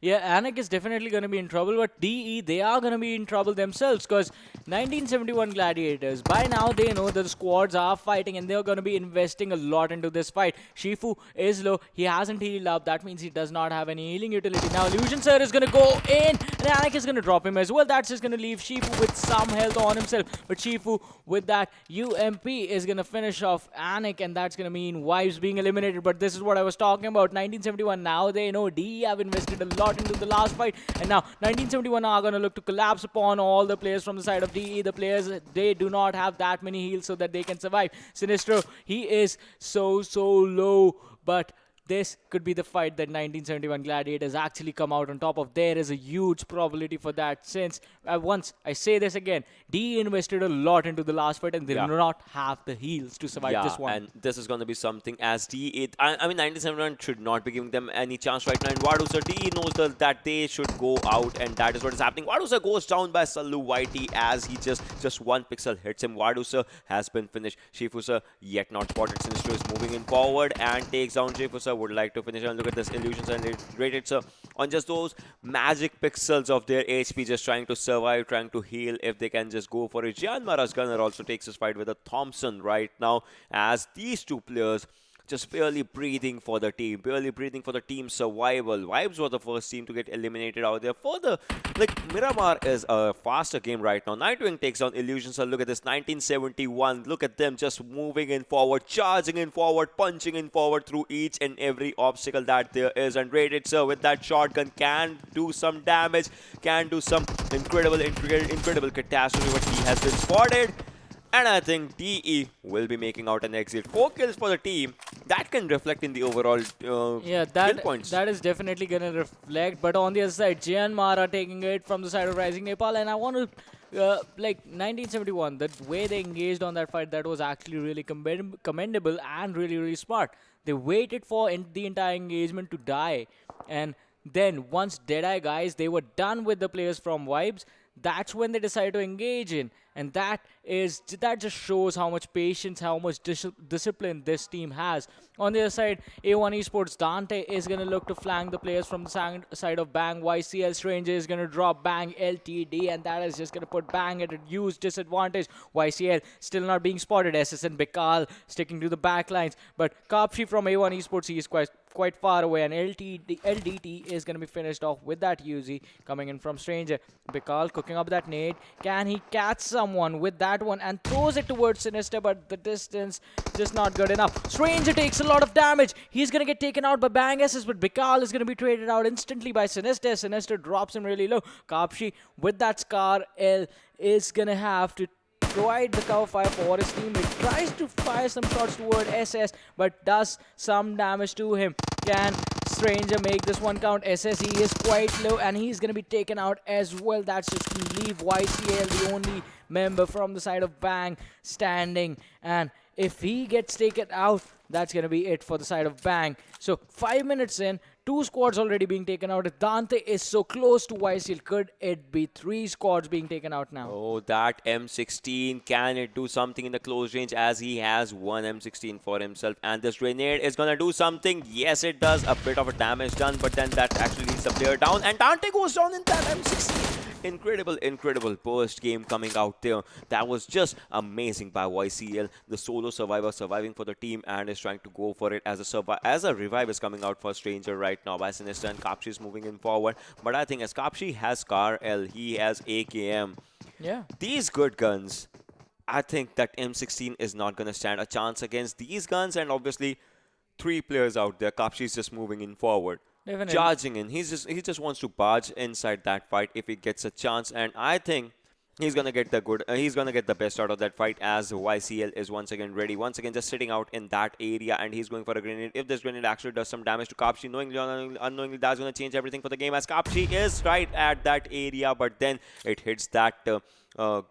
Van or whatever you call it. Yeah, the van is what it is hitting right now. Now he knows the location of Kapsi. YCL, will he go for it? He has two guns right now, but then both of them are either single guns or burst guns, and the zone is coming. The zone is going to do its work out there as A1 Esports is ready for a fight. Sinister is trying to move in forward, but then the zone's chip damage is still making into the play. Sister, the grenade comes really close to him. His health has been taken down. A Molotov coming out there for Stranger, but then he's going to be the one that is out there, and just one shot, a headshot with that M4. Ultimate Bang makes out their exit. Yeah, Ultimate Bang is going to be taken out, but A1 Esports, they are going to be in trouble now. They are taking damage from the blue zone, and once they start to rotate, they are going to be in trouble if any of the teams is going to be gatekeeping. Gatekeeping, actually, you get to see a lot on Miramar just because the map is quite open and it's easy to catch people off guard once they are trying to climb down those mountains or trying to run across those ridges or even try to drive. But now PN Mafia Ninja quite close to the players of R and Prerok. Has he spotted the car moving? And I think yes, he has. He's going to run into the warehouse. On the other side, Mafia Ninja is waiting for them. He has stopped. He is turning around and trying to take this fight, but that would be a bad situation because this is going to be a 3 versus 1. So no man Alex Whitey trying to come for the wraparound, but now Mafia Ninja is gone. He disengaged. He has gotten away. Oh, that is something that's out there. PN Mafia Ninja, as you can see, just the car is just driving out there. And that drive is, yeah, okay. So Ayush is out there. And the first airdrop, oh my god, this is a huge one. The first airdrop has the gun that has the maximum impact over everyone. But just look at the circle and look at Pyro. The players are kind of split, and the circle and the airdrop is kind of at the Los Leones area, the centralized area of Los Leones, where each and every team would like to come. If you remember, there's no one there, just KTM. It's right in front of them. Yeah. I mean, if you remember, there was a time when the final circle was in Los Leones and teams were going for those fights. If that happens in the same time, in the same thing today, that's going to change each and everything. But then this out here was your favorite team, TDP, right? Yeah, definitely. Your pick for the game. TDP right now sticking close to the players from the side of R3D. It's on top, that's there. On the other side, Puffy, Utsarga, they are still in the blue zone and are going to look to rotate. And the circle still all over Los Leones. ATM, did they just pick the AWM? I don't know. It's quite close to them. They are going to be careful because they could be shot at. We're going to see that in the kill feed. Yeah, definitely. It's going to be worth seeing in the kill feed once you have the AWM, especially on Miramar. Yeah, and PN Blend on the other hand is PN, the squad that is just ruling on the top of wherever they are, and on top goes on by his own vehicle out there. And look at that. R3D is just moving in forward to take that kill. The kill that has been given to them by TDP on top in an incredible way. Obviously out there just, I mean, where is the rest of TDP? That's one question that I would like to see. Meanwhile, Rising Nepal, they are going from that Las Ventas area. I think, yes, that is the area from where they are moving. And Rising Nepal, they have been an incredible team, to be honest, in some of the games. But then some of the games is where they fail. As Crazy is out right now from the game. So we'll have to see how the game, they mold the game for themselves. We'll kind of have to see how it all just goes. Yeah, definitely, because the game does throw random situations at you, like the gun spots and the circles, but it is your job to adapt to that, and we have to see if Rising Nepal are able to adapt to this one once again, because this circle over the Los Leones area, this is something that the players would have already dealt with. And now looking at the top damage dealers, A1 Esports, Kapshi and Sinister are going to be the first two. DE Shifusar is going to be the third with 300 damage to his name. JM Gunner fourth, and Bang YCL is going to be the fifth one. Yep, and I mean, alright, did you just see A1 Esports' player just drove a vehicle on themselves as well in the kill feed? That's one thing that happened. I mean, that's a lot that we see in Miramar. One thing about Miramar is that the roads are kind of the a scary part of Miramar. Play zone is a scary part of Miramar, like all those kinds of things, and that is one thing that actually happens. Meanwhile, JM Wong actually goes down as 1971 engages in another fight out there. We'll have to see how that fight actually ends. But the second airdrop, ladies and gentlemen, has an AUG and a Desert Ghillie suit. That is going to be something. Do you know? Yeah. A fact. There are two kinds of ghillie suits that we get. Like in Vikendi, there's a white ghillie and a brown ghillie. So the brown ghillie suit is known as brown ghillie, but here the brown ghillie is known as desert ghillie. Like that's a different name and different color. There's a bit of a color scheme going on. But look at that. A1 Esports is Kapshi. He's just sitting out there, trying to heal himself, taking that zone damage, and there are two teams fighting on either side of him. The good thing for him is he does have enough healing. He had 3 first aid kits. He had a lot of bandages. The painkillers and the energy drinks were a little bit low, but now his teammates are going to be close to him. And 1971 Gladiators, they stopped. They were waiting for him to come. That was so cheeky from the Gladiators, but now finally paying respect and are going to look to move in the play zone again themselves. But if A1 Esports actually get in first, they can actually stop, turn around and try and take the fight against 1971 Gladiators. And fighting in the blue zone is always going to be a little tricky because the damage from the bullets is going to be there, but the more time you spend in the blue zone is going to be extra damage being taken at no cost. Yeah, exactly. That's one thing that always happens out there when the circle. Okay, that is a good circle shift, as now the teams inside Los Leones will have to go for a plan B, and Salty can contest each and every direction as they are looking really good. Pyro's also out there. DC can be spotted by R3D as R3D was ready for a fight. IR2 has that M24, and can that shot hit? No, not yet. He got out of the car. Wait, did he? No, he did not. But then, okay. I like the way you think. Like, if a shot hits on you, you get out of the car or something, right? No, I actually thought he got out once the name tag stopped moving. But yeah, they were still driving away. But IR2, is he going to go for the chase? I think so. Look at this. 6 first aid, 10 bandages, 5 energy drinks, 3 painkillers. This man is going to be healthy for a long time. Yeah, he is going to be healthy for a long time. And if the circle also comes on him, I mean, that's not going to do much of a damage right now. But look at this. KTM and Rising Nepal, like right in corners of each other, right in front of each other. Like, knowingly or unknowingly, they're just out there. And Warhead has a Mirado. Will Akshay, will Akshay be driving in his Mirado, or is he going to go to some other location? That's one thing we'll have to see. But AJ, that's a weird one. The 1-3 split of Salty is a weird one right now. And JM T'Challa is also moving forward right now as Rising Nepal is trying to spot and take some shots on T2K's players. But for now, they're just going in their directions. Yeah, definitely going in their direction. But one player who has to be careful as to which direction he goes in is going to be KTM Suraj. 2 players from the side of Pyro on the other side of the mountain. And if they actually close in on him, he is going to be in trouble. But right now, the man who's in trouble is going to be KCAS, dropping his health, dropping to 50%. And the player from KTM, he's going to disengage. He's going to fall back to his teammates and just be safe. On the other side, Pro Noob is going to look to spot some players. He's going to look to keep an eye on his own teammates as well this time. T2K, Bolihang chunking off that nade towards the player of JM.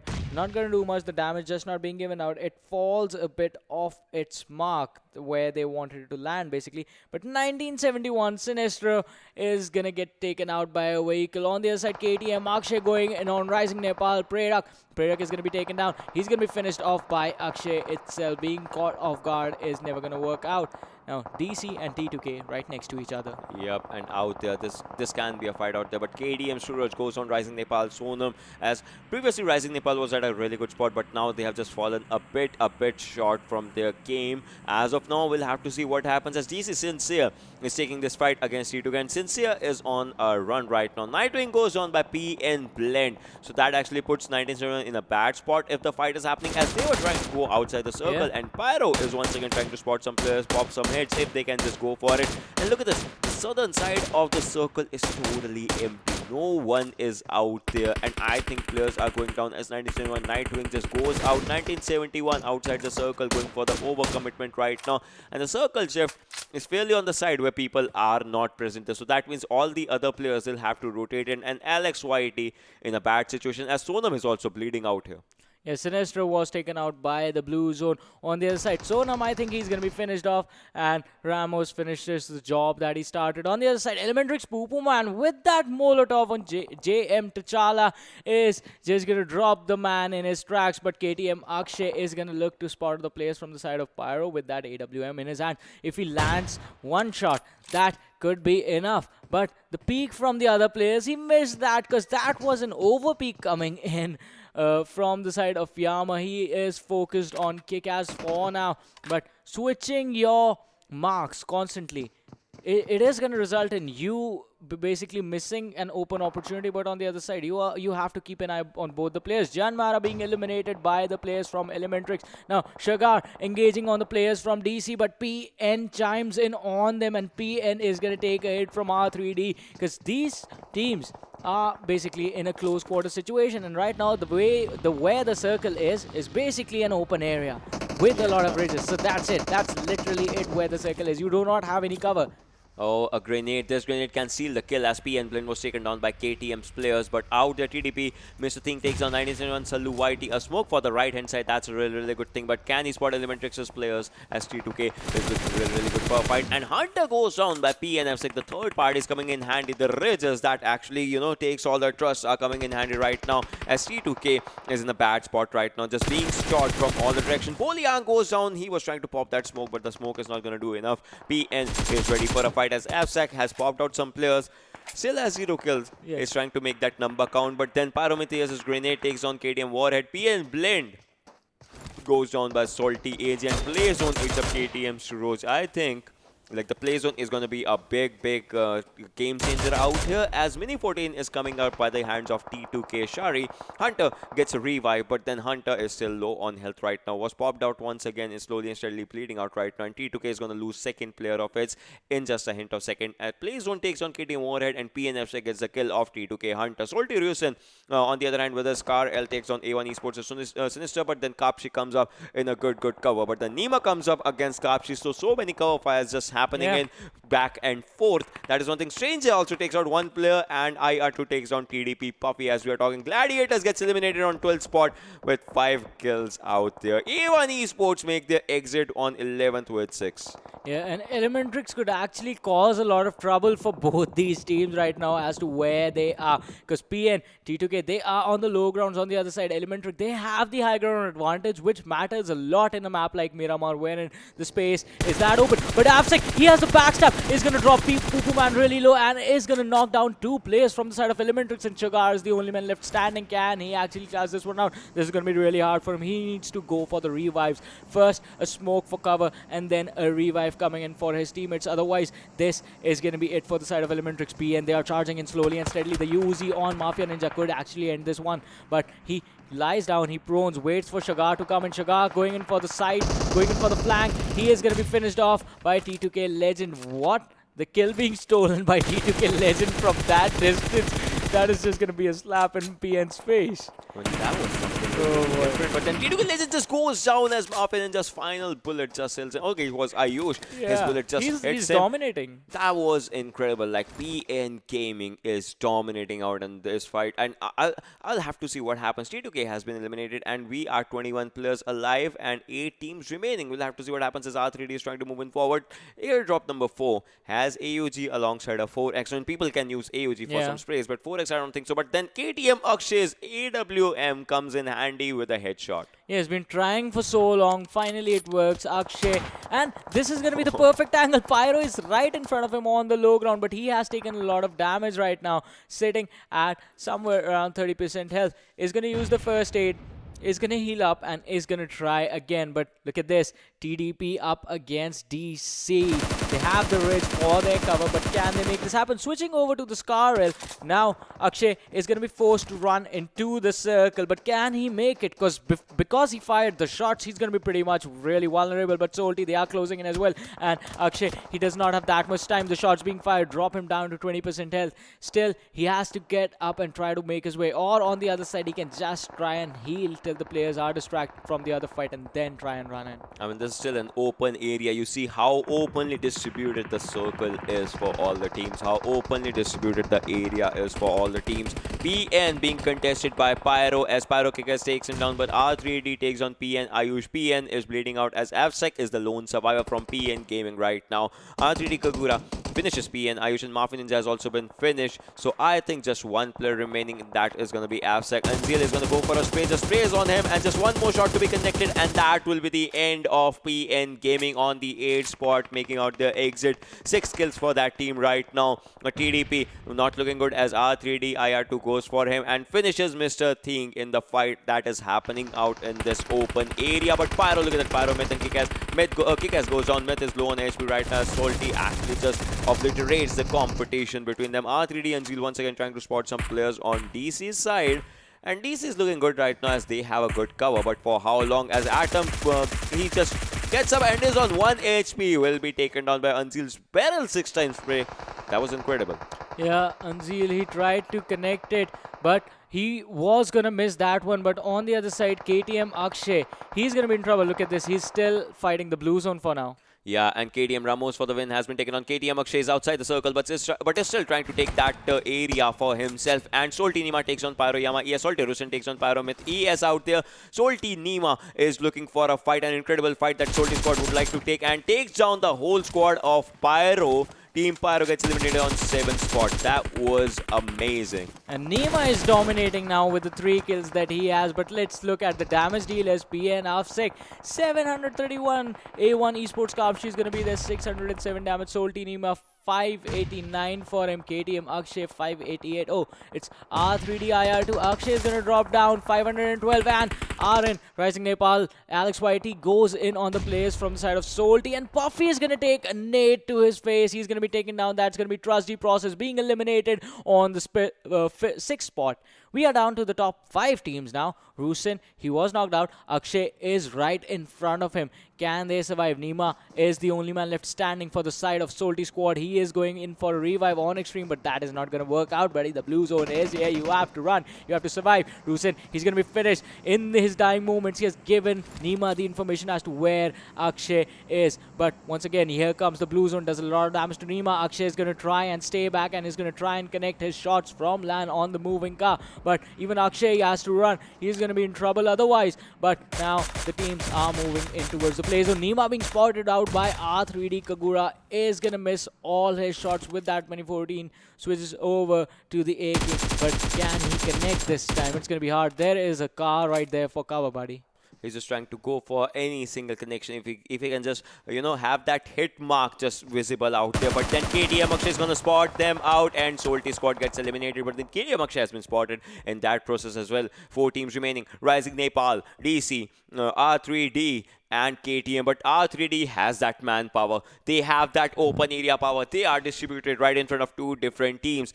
KTM Akshay, solo survivor, still inside the circle right now. Still kind of trying to make it inside the circle. DC Pro Noob inside the circle right now. But then the other players, as R3D, they need to charge in. As Pro Noob is just sitting out there. He has his eyes set on Rising Nepal as he knows the smoke has been popped out there. So these players will have to see 4v1v1 situation, ladies and gentlemen. Akshay's AWM actually finishes the game out there as damn classy. 0 kills, but still gets eliminated. But that AWM, that is just creating some wonderful things out there. But can he just take this fight against 1v4 situation? If not 1v4, it's a 1v2 right in front of him as Pirate and IR2 are on the different side of the ridges. Rising Nepal's is Alex White. Look at him just sneaking his way around in that deserted sand, just slithering in. But then KTM Akshay once again. This AWM is doing wonders for him as he takes down one more player. But it's a 1v4. Takes down one, just spots him with an incredible cover for him. But the circle, 40 more seconds. Can just make it count. The second player has been spotted. But will he actually go for the kill or will he go for a revive right now? That's one thing that we'll have to see. But then IR2 is moving in forward. This is an incredible play by Akshay. The play that can actually change everything for the team. Takes down the second player almost, but his health is also down right now.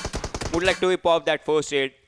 That's going to be an incredible one. IR2 moving in forward. That M24 in his hand. Why? Why is that M24 in his hand? He'll be going down. Yes, he does. 1v2 situation out there. He has changed each and everything, but then a revival is being given out there. Will it be a revival for him or not? A smoke being popped up. He has to move inside the circle. He has to move inside the circle right now. The circle will be coming out to the circle of demise, the circle of death. But then he has spotted other players as well. Private has been revived, but will that be enough? That's only one of those things. This guy has an AWM, but he is popping out really good with the Scar L.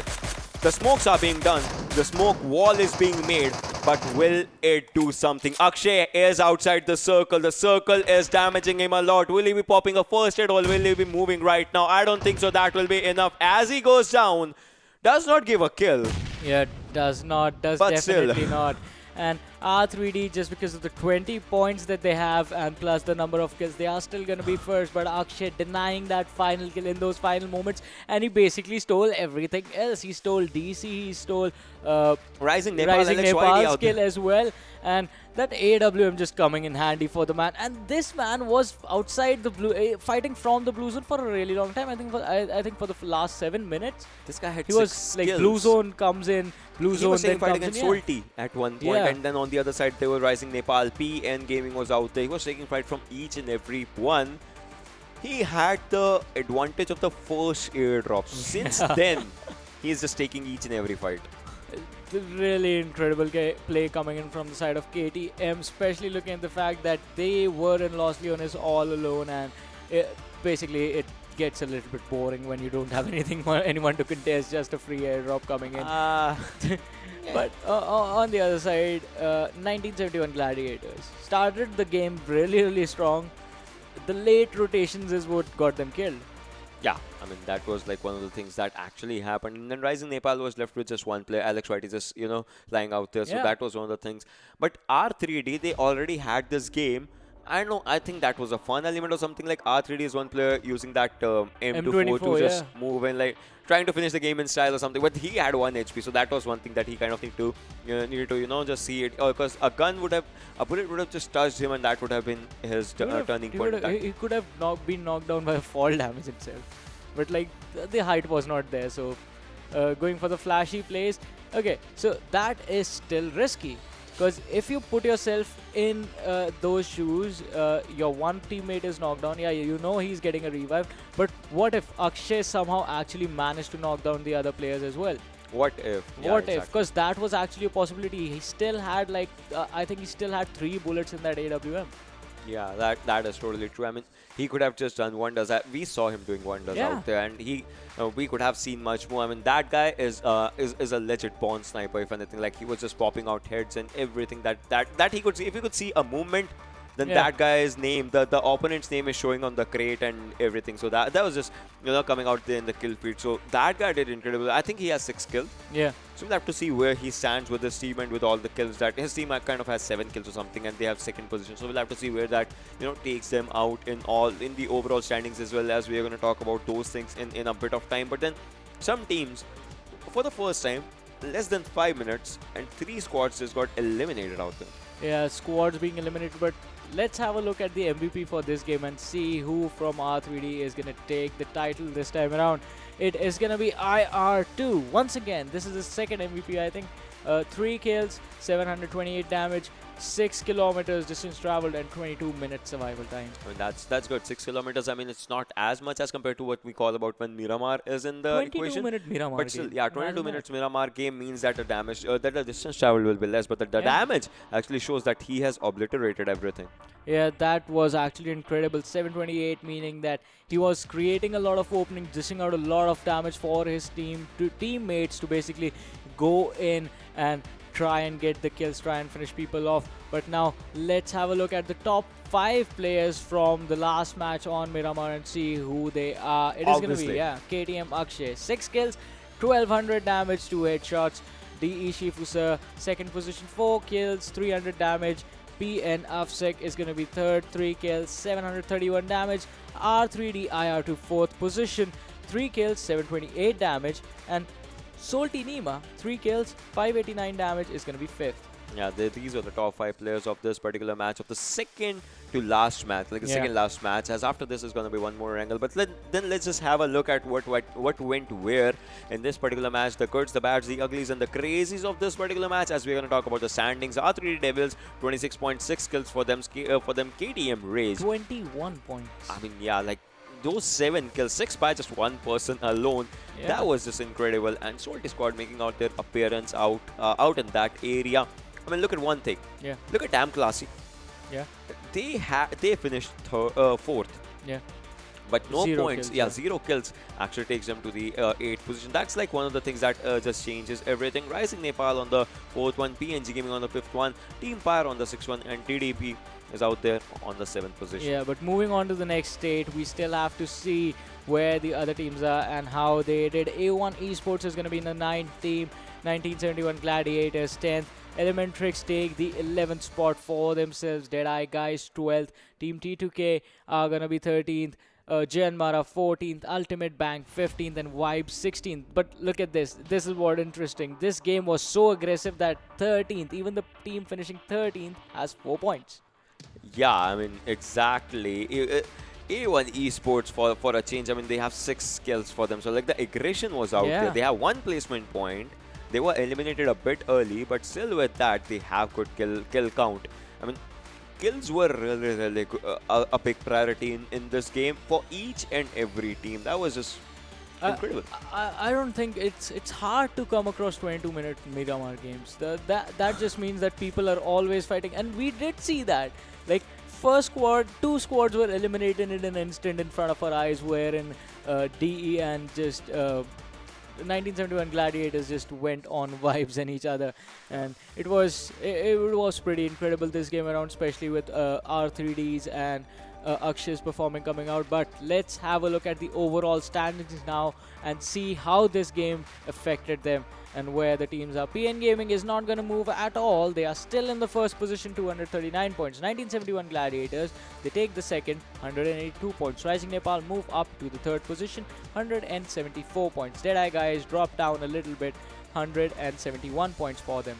I mean, and after that we have INES on the 5th position. Salty Squad is out there on 6th position, 161 for the team. Rivals X, another team that has had their game, so that's why they are going down right now. And T2K with 15 matches played for them and 160 points is out there on the 8th position. So Rising Nepal is in top 3 now. The jump was incredible. The jump was incredible, and Salty is on 6 right now. I mean, you have chosen Rising Nepal for the overalls, right? Yeah. I have chosen Salty, and I'm kind of worried as I have to take 3 slices already from the previous game. We'll have to see what happens from the 9 to 16, as well as we are going to talk about the other teams. The 7 Cs. I mean, this team has had all its games. Is sitting on 156. R3D Devils with that chicken dinner.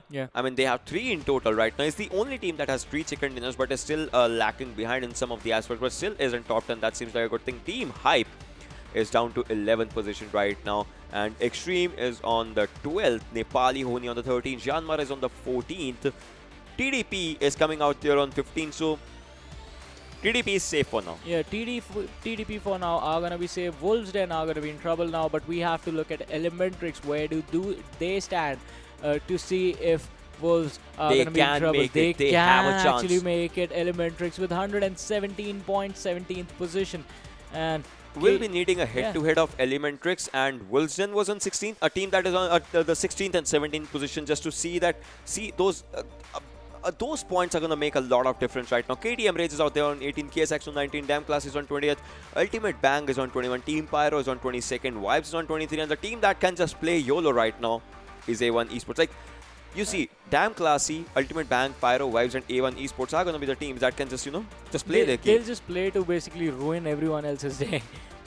Well, that should be their objective now, because as you said, YOLO means you just run and gun and spray and pray. Yeah, these are the teams, like, ladies and gentlemen, Wolves Den, they had 55 kills, Elementrix had 46 kills, but the point difference in between all the strategies, almost equal damage, kind of, like almost equal healings, 300, like 299 or something, like almost equal healings. Headshots is like almost equal, but then because of this factor, the points are so close. Like 9 points is what Elementrix needs right now. 10 points to just contest them, as the kills amount is where Wolves Den is winning. If it comes to kills, then Wolves Den is obviously winning out there. Yeah, if in the last game Wolves Den finish in the last spot with no kills, basically they finish 11 to 16, then they are going to be in trouble.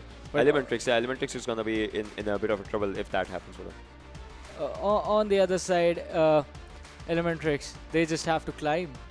Yeah, I mean, Elementrix has to climb for them, so we'll have to see how it changes everything for the teams and overall. So we'll have to see how, it all matters. But then that is going to happen, I think, in the final match of Erangel. Definitely. And I think Erangel has to be the perfect map for this. Like, everyone knows it. Yeah, it all ends where it all started. Oof. And that is going to happen after the break. We'll be right back. You guys stay tuned and keep watching.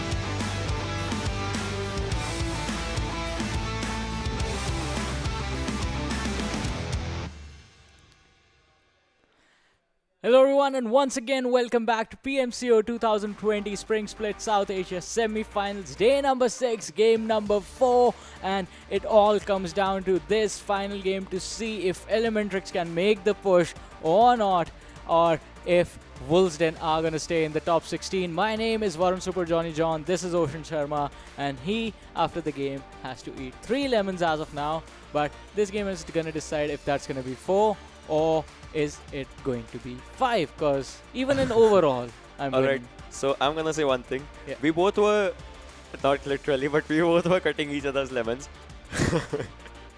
Yeah, he was chopping the lemons. I was chopping the lemons, he was chopping the lemons, he hurt his finger. Yeah.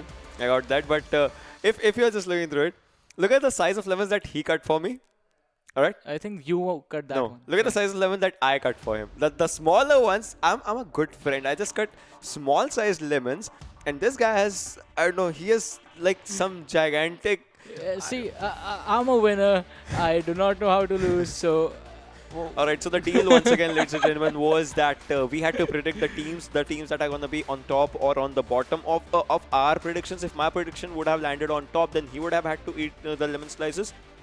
But it happened vice versa, so I am the one who has to go for them. In the last game on Miramar, I picked TDP because of Onta, but he ended up dying, but I still won. Alright, but for the last match, let's just change the thing a bit. We'll predict the chicken dinners. If either of us teams actually get a chicken dinner, we are gonna, I mean, they don't have to eat the lemon, but if neither of our teams get the chicken dinner, then both of us are eating one. And the rules have been changed just because so that Ocean does not feel back. And good luck, by the way, for this one. Imagine his team gets a chicken dinner. That's just going to prove how good of an analyst I am. Elementrix is my pick. Elementrix is your pick for this one? They're going to come back stronger. Alright, so this time around, I'll just pick PN Gaming. I hate you.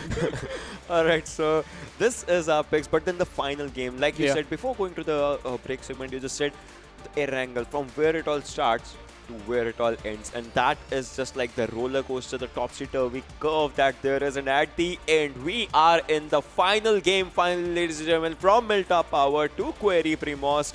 That means Elementrix get their drop off military base, so that is going to be a good thing. TDP can go to their drop. Novo Ripno is going to be out there, but then we'll have to see which teams are going to go to Georgiopol. If there's a team that's going to Yasna, as A1 Esports is playing, Salty is playing, they both drop to just Yasna. lent his private jet to Stranger, I think. I don't know, but then we'll have to see which team goes there. Jyanmaara is the first team to make out an exit, and I think A1 Esports is still going to their drop. Elementrix has dropped out of their plane. We'll have to see where the teams actually drop. As we can see, Mr. Hyozu and DC has also dropped out of their plane. PN Gaming would also like to drop to their area. And Pochinki. Oh, Elementrix, instead of the military zone, they are heading to the northern part of the map. This game just got a lot more interesting because most of the teams are avoiding Novo, are avoiding military base. Oh wow, this is just going to be incredible. I think this is going to be the best game we have casted so far because the cluster has formed over towards the side of Milta, and I think the fights are going to start at any given second now. And Elementrix, along with DE, once again are moving towards that prison sort of an area, but we have to see, are they going to move to the school, apartments, mansion, or Yasna? A team that goes to Zarki is going to military base for some reason. I mean, each and every, and the zone is military zone. This is a military zone. This is going to be something really, really different and crazy. For the first time, Elementrix is not going to the drop location, and the zone goes there. That's different. Rising Nepal is once again looking for a fight. DC is looking for a fight, and DC is looking really, really confident right now. We'll have to see which team actually takes out the best of this fight, as DC is being surrounded by the players of Rising Nepal from 2 directions. Prerak and Alex YT on the other side of road, since he is on 75 HP right now. Sonam can actually spot him, but then Sonam has been spotted. He is down to 10 HP right now, trying to go for a safer spot, a safer area where they can just locate themselves. We'll have to see how the fights just go, as Rising Nepal is kind of at a bad spot right now. The players from the side of DC, they are chasing Sonam. How long can this man survive? His teammates are quite behind. Oh, Atom with the shots coming in. The nade is just going to blow on him, and Atom is going to get knocked down. He just flinched a little bit. He flinched for a second. that was just weirdly badly, incredibly not really bad. I don't know what, that was something that just happened, and out there DC Atom is getting his revive right now. We'll have to see what happens in that situation, that scenario as well. As Crazy, he has spotted some players, and he tries to take down one, but then Sincere, the Scar L was really sincere for him and would like to finish Rising Nepal's Drivan Crazy in this particular fight. So that means the pressure is back on to Rising Nepal. Meanwhile, PN Gaming, your pick right now, is looking really good in poaching. They have nothing to lose. You know what? Previously, me and Thug casted a match of PMCO Fall Split. Right now, where PN Gaming is, there was Mega Conqueror.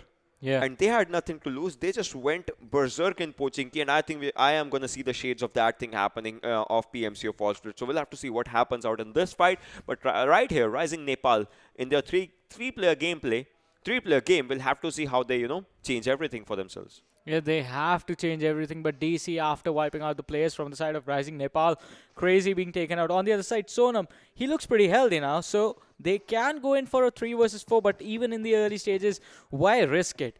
You can still go for the points. And Rising Nepal, they are pretty much comfortable as to where they stand in the overall standings. Just gonna pretty much chill in this game. And as I say that, all 3 players just proning in their respective houses.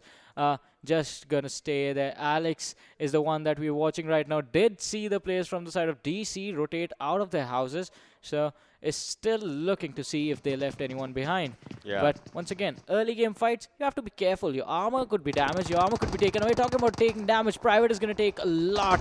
But he is still going to be standing. KTM, Warred and Akshay in those compounds. Warred was taken out. Now Akshay is going to drop on Zeal, and Akshay is going to be taken out as well. But Kagura comes in from the back, looking to finish off the players from the side of KTM. Shotguns, that shotguns. is just unfortunate, yeah. Shotguns are giving out kills right now. That is something. And look at that. The car chase happening as Bang Weisil is going out there. Private takes on KDM Warhead, and R3D is looking really good right now. But Bang has actually, gathered the players. As you can see, YCL and Bikal is out here.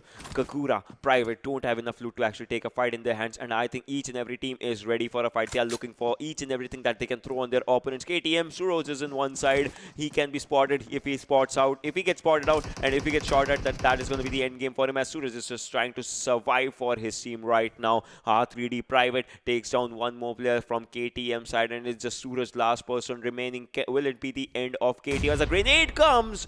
And Bang with a bang ends KTM forever from this lobby right now. Yeah, KTM, the first team exiting, but now R3D, they are going to be trouble. As I was saying, your armor could take damage, your healing could take damage. R3D are going to be pretty much damaged. Everything's going to be broken. Kagura with that nade is going to be taken out, and Bang LTD jumps down from the house, is going to go for the rush. Private being taken out on Zeal, the only man left standing, is going to be choked and is going to be finished off in a matter of seconds. But on the other side, he could actually clutch this one out as well, as we have seen multiple times now. But that is not going to happen because Bikal is going to go in, finish off on Zeal, and that is going to be it for that team. Bang picking up 5 kills for themselves within the first 5 minutes of the game. It is pretty incredible. Yep, that is true, and we'll have to see how, it all just changes, because KDM was a strong team when the day started. Yeah. Right now, they just got obliterated under the competition. Look at this. PN Blend, look at him. He is solo surviving out here in this area, and if he gets spotted by a Hunter or Shari, that's going to change each and everything, as Legend and Polihang are also out here. Mafia Ninja on the longer edge of the rotation, and PN Ayush is also coming. Blend might have given the perfect call out there, but a grenade is going to come. Hunter is going to go for a nade. If that grenade hits him, that's going to be something. But then PN Pen goes out right now. The grenade does not do some damage, but then the guns actually do. And Poliang and Hunter are moving in forward. But Mafia Ninja and Ayush are right there to give the perfect cover. But Blend goes down, but still is 1 HP. Hunter is 1 HP, as you can see. He needs to pop up a first aid right now. Yes, he gets a perfect cover to pop up that first aid. But Ayush and Mafia Ninja, can they hold this fight right now, as one of their players just lost out their way? Yeah, now T2K seeing PN Gaming in the distance. Are probably going to look to avoid this conflict, but on the other side, PN Gaming outside the circle right now will be rotating in soon. A1 being engaged upon by Jyanmaara. Gunner is going to drop Kapshi and is going to finish him off in the very next second. On the other side, PN, even they have lost one player for now. Stranger with that VSS, can he actually spot someone out? I think that was a head that he spotted in the house right in front of him. Yeah, I mean, that was a head, but then he could not give a headshot, obviously, as of now. So that was something. But All right, A1 Esports has had a bad run. Can just go for the proper obliteration that they want to, but then PN is going for it as they spot on one player from T2K and Ayush just finishes him, and now. Just like a perfect crime scene, he just leaves the place in an incredible way. That was just something. He just finishes one player, sits in his vehicle, just leaves it like that. But Elementrix, look at this, right on the southern side, close to the Novo Bridge. They just need 10 more points to stay in the top, to make it into the top 16 and make it into the finals for tomorrow, from where the top 6 teams will move on to the PMPL, the grandest stage of all, and it is going to be their game, Elementrix. Just be careful, just play your game. If they crack under this pressure, then all hopes are going to be lost for them. But on the other side, vibes at the military base, as Ocean, you said, this is a military circle.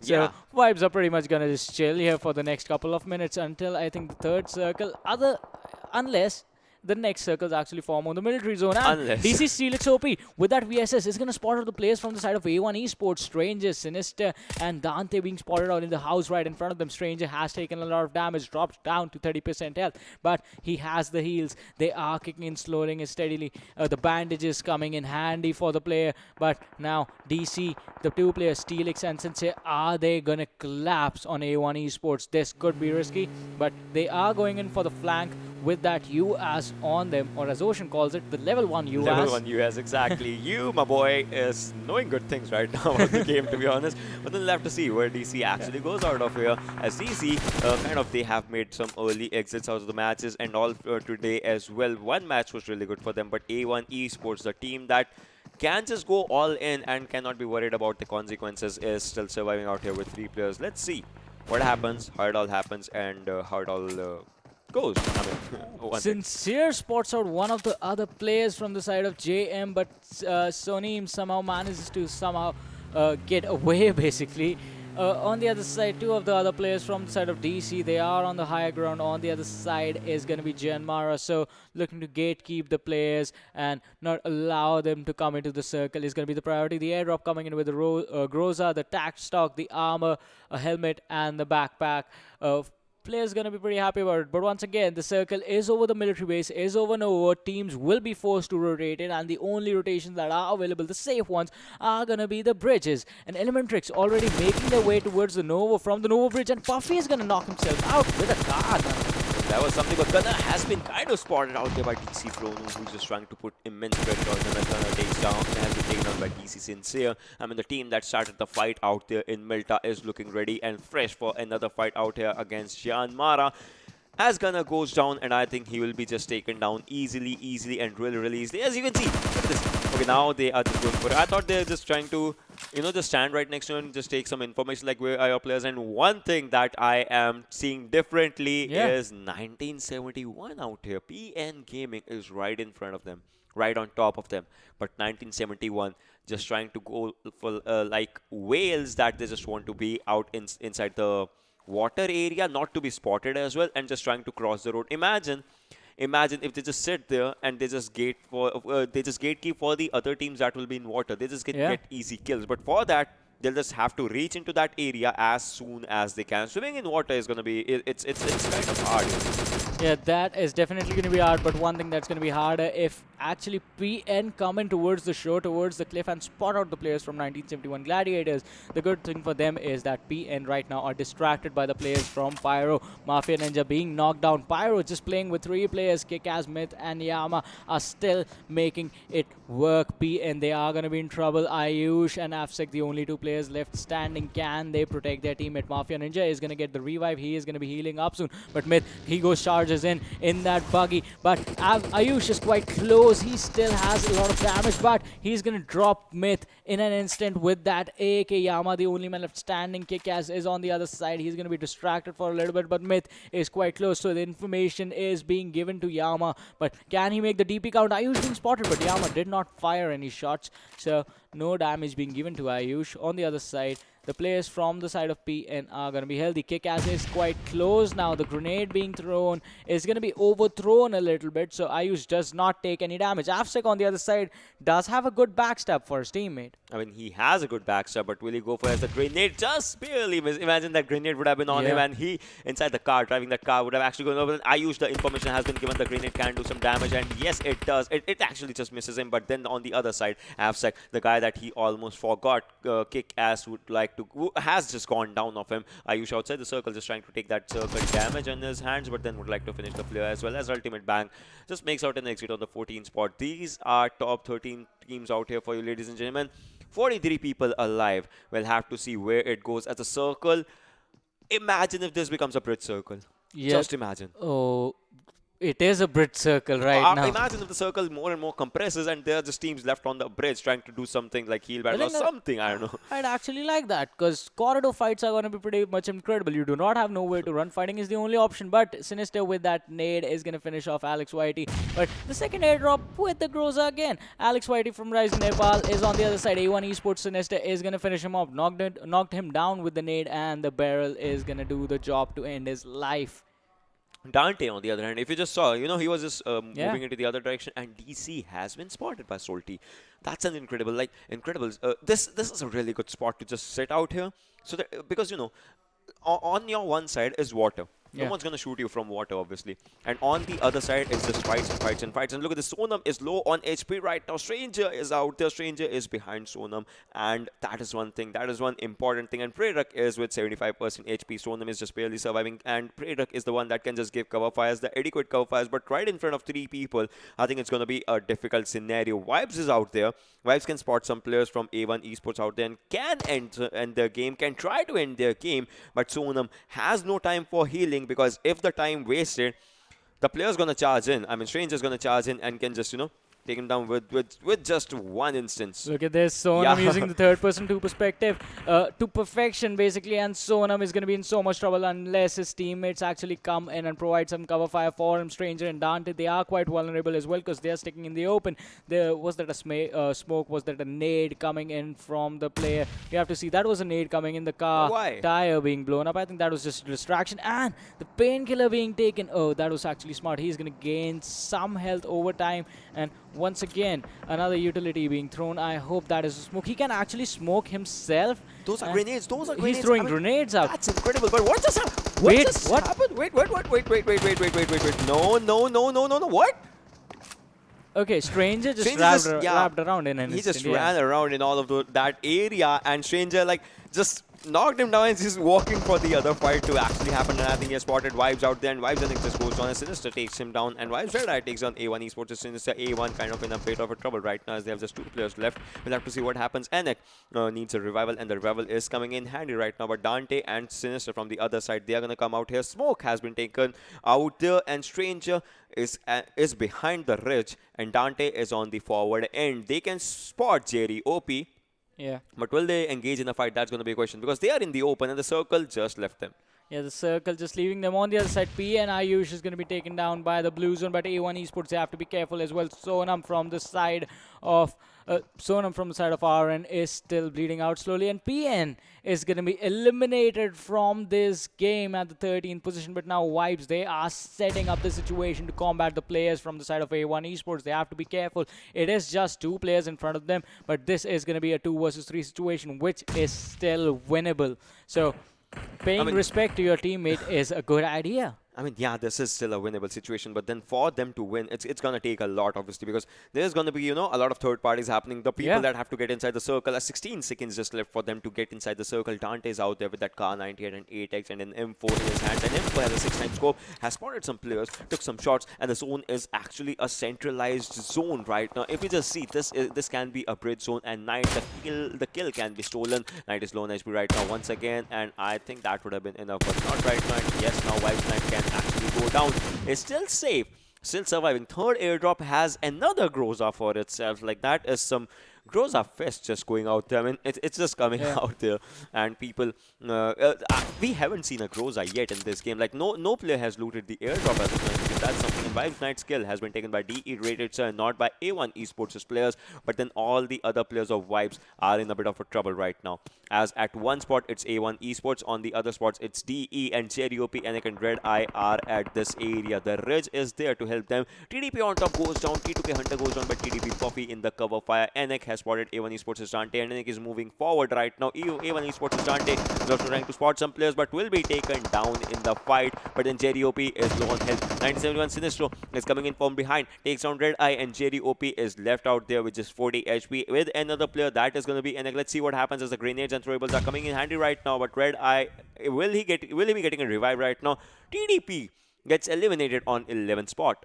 Once again, a fast-paced game coming in just because of where the circle is. Red Eye is going to take a nade and he's going to be taken out. But 1971, they are fighting two different teams. D. Wadu sir comes in from the back. He's going to be taken down by Salu IT. Salu, still pretty healthy, is going to be ready for another fight once he's done using the first aid. But on the other side, Vibes, they are going to use this opportunity to get away. But Stranger is waiting on the other side, inside the shed that he deleted a player from another team from a couple of minutes earlier. Vibes, they have to be careful. Jerry OP takes a lot of damage, drops down to 25% health. On the other side, Anik, he is still pretty healthy. But let's have a look at the top damage dealers for now. R3D Private leading the charge with 407 damage. DC Sincere sitting at 392. A1 Esports Sinister at 391. But JM Wang right now is on a domination, has 3 kills for himself. But DE rated, sir.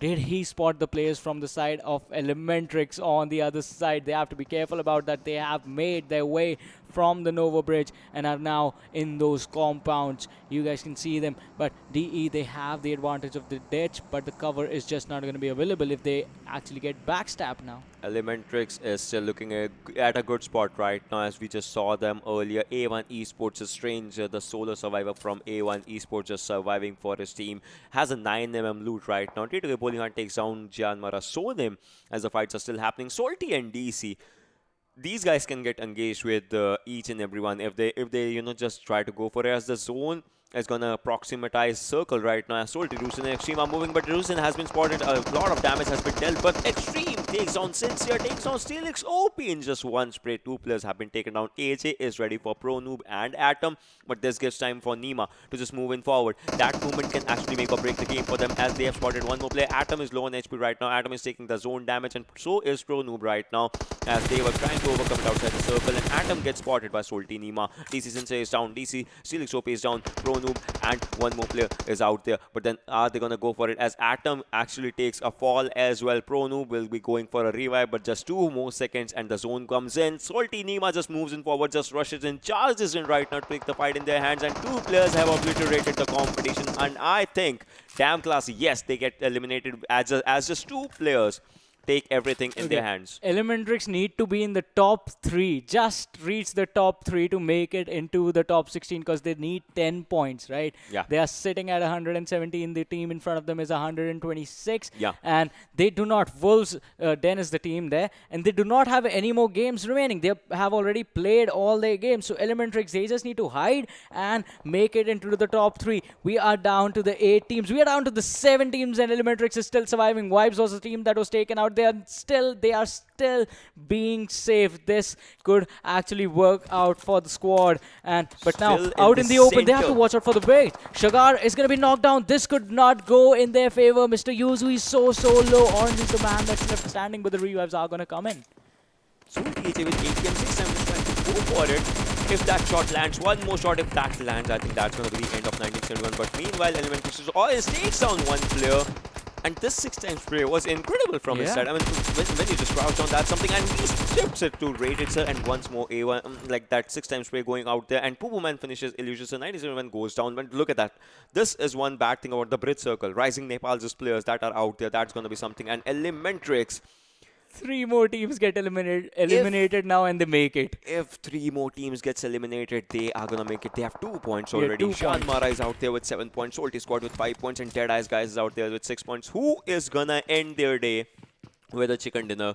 Who is going to be the team that dominates the end of the day? That is a big question in the minds of everyone. Just guys, comment down your favorite team if that is alive out here, and if you think that Elementrix is gonna make it out there. Jyanmaara is out there for a backstab. Sonim just reaches really close to Elementrix's players. Chala and Wang are also coming out there. We'll have to see what happens in this fight, but Elementrix Shagar is moving forward. Look at this, look at this. Xtreme is really close to. Oh my God, he knows. Like, you can just go there and literally say, hi, how are you doing, bro? How was your performance? Like, that is something that's out there happening. I mean, what? Both of them are like, all right, let's just chill here. I won't tell my teammates that you're here. All right. Imagine if Salty's player, they just give the information. But meanwhile, this is an important one as Elementrix needs to make their way. Jyanmaara's Sonim right up front. T2K Polihang in behind that area, and Salty Nima trying to make up their perfect wave as if they want to get inside the zone. As the zone is just shifted right now, the zone favors Elementrix. The zone favors Jyanmaara. Rest all other 4 teams are outside the circle. What's gonna happen as the countdown enters 3, 2, 1? And the zone just barely starts to move, and so do people. So do people start to move, start to drive, start to swim. Let's see what happens. Yeah, we have to see what's going to happen. Jyanmaara right on the seashore. They are going to take some damage from the players on the bridge, but Elementrix Orange and Mr. Yozu are going to go in on players on the bridge. Salty Squad was the players. They are going to drop a few, and Pupu Man is going to drop Xtreme. Rusin, the only man left standing for the side of Salty Squad. T2K being taken out. Just one more team leaves the game, and Elementrix, they make it. Deadeye Guys was taken out as well. Salty Nima being taken out. Yuzu is going to drop DE rated. And I think Elementrix, by now, they do have enough points to actually make it, considering where they stand and how many kills they have. We will have to see that at the end, because right now 8 and 5. All right, they have made it, but then let's see if they get a chicken dinner or not, because they have done a lot of homework for this situation, for this scenario right now. You can see 4 teams. Out of those 4, one is inside water. That is Sonam and Predak. They cannot pop their heads out. Will they be giving their kill? Salty Rusin is moving forward. The solo survivor from Salty Squad right now with just barely 20 HP has only first aid bandages. Will he be able to go for it? Is trying to spot some players, as well as Elementrix has all their 4 players left. And then Rusin, that should not have happened out there. He just gave up his location, and that is going to be the end of him as Elementrix Man takes down the kill, and Sonam goes down as this is going to be a 4v3 situation if anything happens, as R and Sonam goes down. Predak still inside the water area, the water worlds. We'll have to see what happens as Elementrix is Mr. Hughes who goes down by JM Wang. Will Jyanmaara go for a push right now? Pupu Man is low on HP right now, real low. Orange also goes down. Pupu Man and Shagar, 2 players remaining. One has a 75 HP.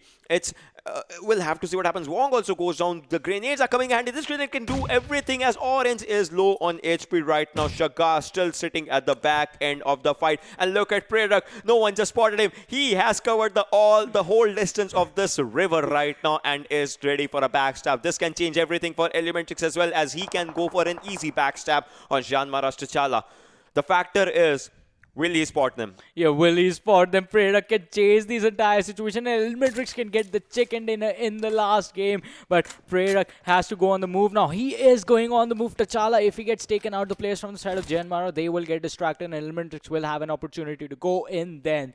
But Predak, will he engage in combat? Because T'Challa is so close to him. The fight is happening right on the riverbank. Elementrix going for a wrap on the players of Jyanmaara. Right on the other side of this rock is Wang. Shagar, he fires the shot, misses a few, but Shagar is going to be taken down slowly. But the players are there. He has his teammates, 2 players being taken down. Sonim is going to be taken down, and Jyanmaara gets wiped out in an instant. Now Predak is the only man left standing between Elementrix and the chicken dinner, and it is going to be a 1 versus 4 fight, while 2 of the players from the side of Elementrix are really low. He's going for his grenade. What did he just? Was he just pulling the pin for himself? I am not giving kill or something, because he's outside the circle. 30 meters is the distance that he has to get inside the circle. I don't think so he's going to go for it, because he is just going to be out there. He has no first aids. His vest is totally damaged. His helmet is 50% damaged, and the grenade is for him, I think so. Or does he has a fight left in him? He's still thinking, having second thoughts about the fight, or what? That is one thing that I'll want to see, because Elementrix is ready for it. Predak, is he going to go for his grenade, or is he going to go for someone else? That is one thing that we'll have to say. The circle is just going to touch him. I think the circle has just touched him, so that's going to be something. He's going to lose health points as well, as right now he is outside the circle. Just going to stay here. He's going to dance out there. That is a taunt right now in the face of Elementrix, and he ends the game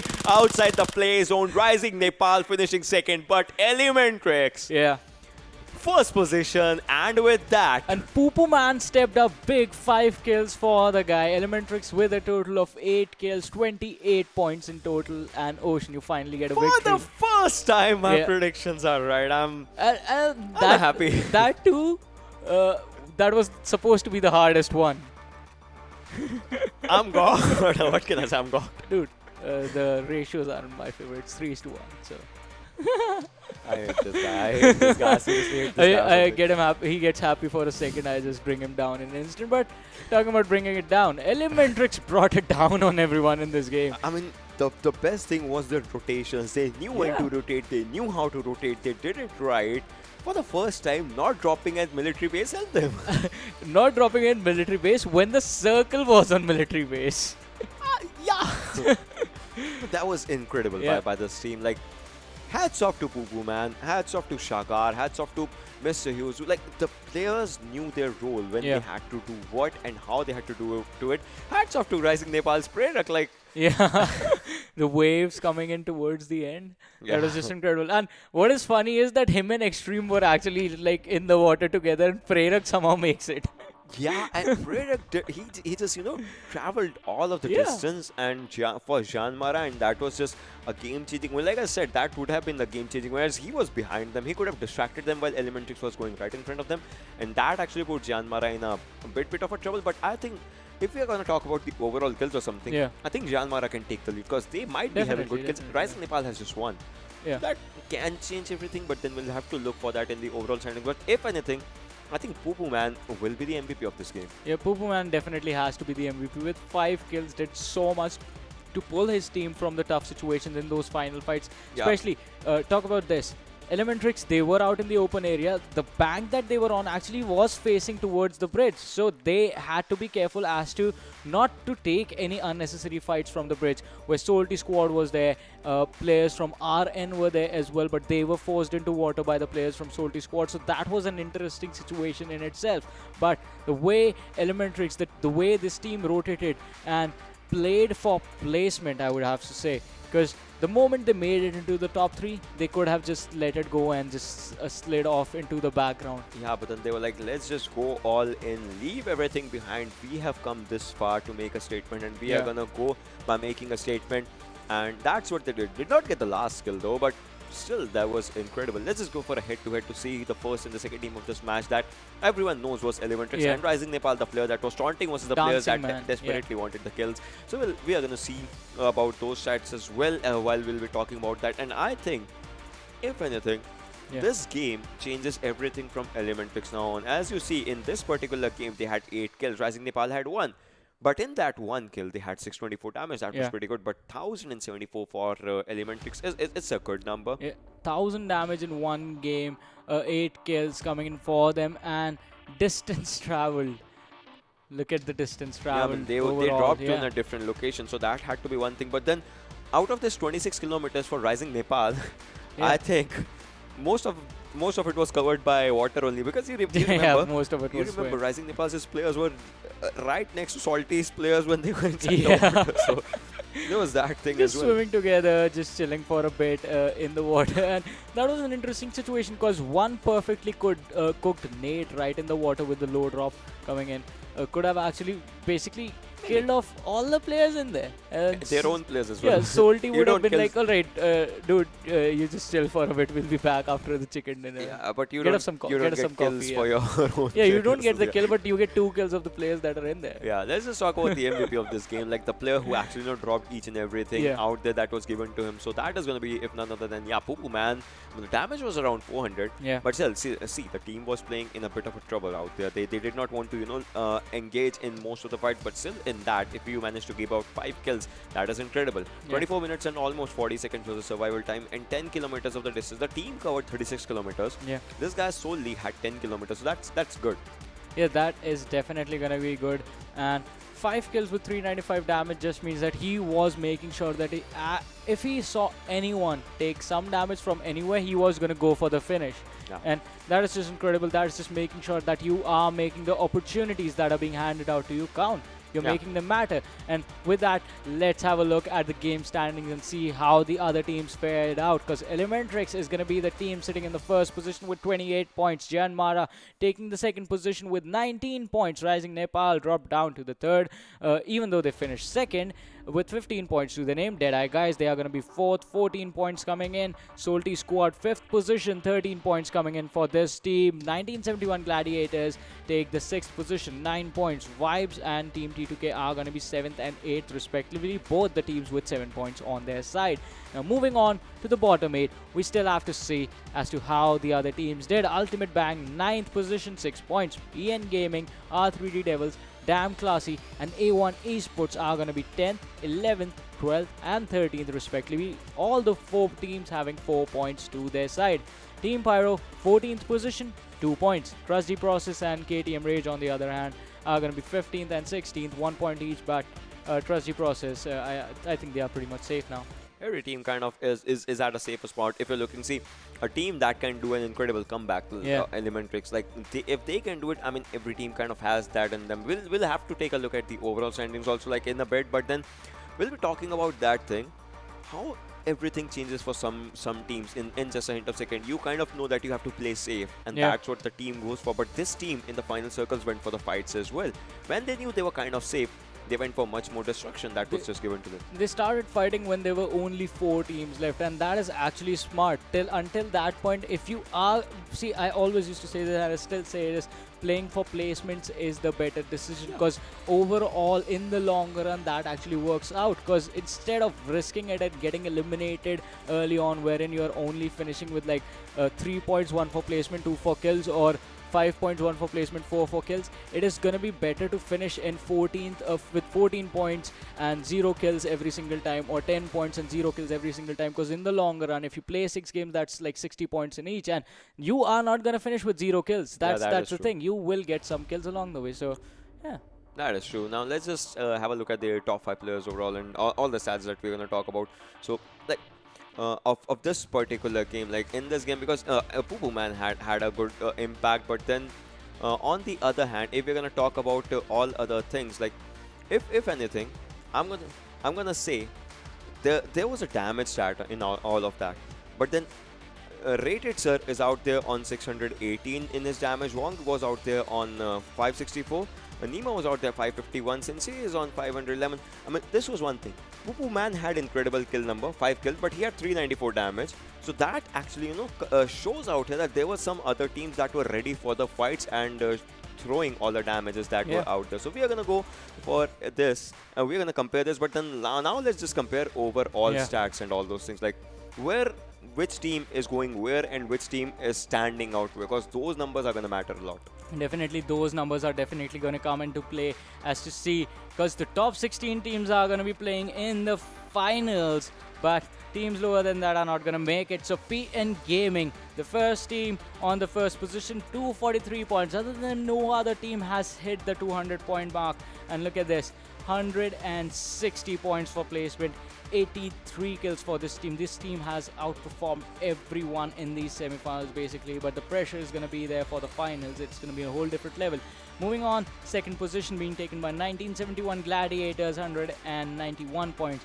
Rising Nepal is going to be third, 189 points. Deadeyes Guys is going to be fourth, 185 points. Salty Squad is going to be fifth, 174 points. Team T2K is going to be sixth, 167 points. INES 7th, 162 points. T2K had 167.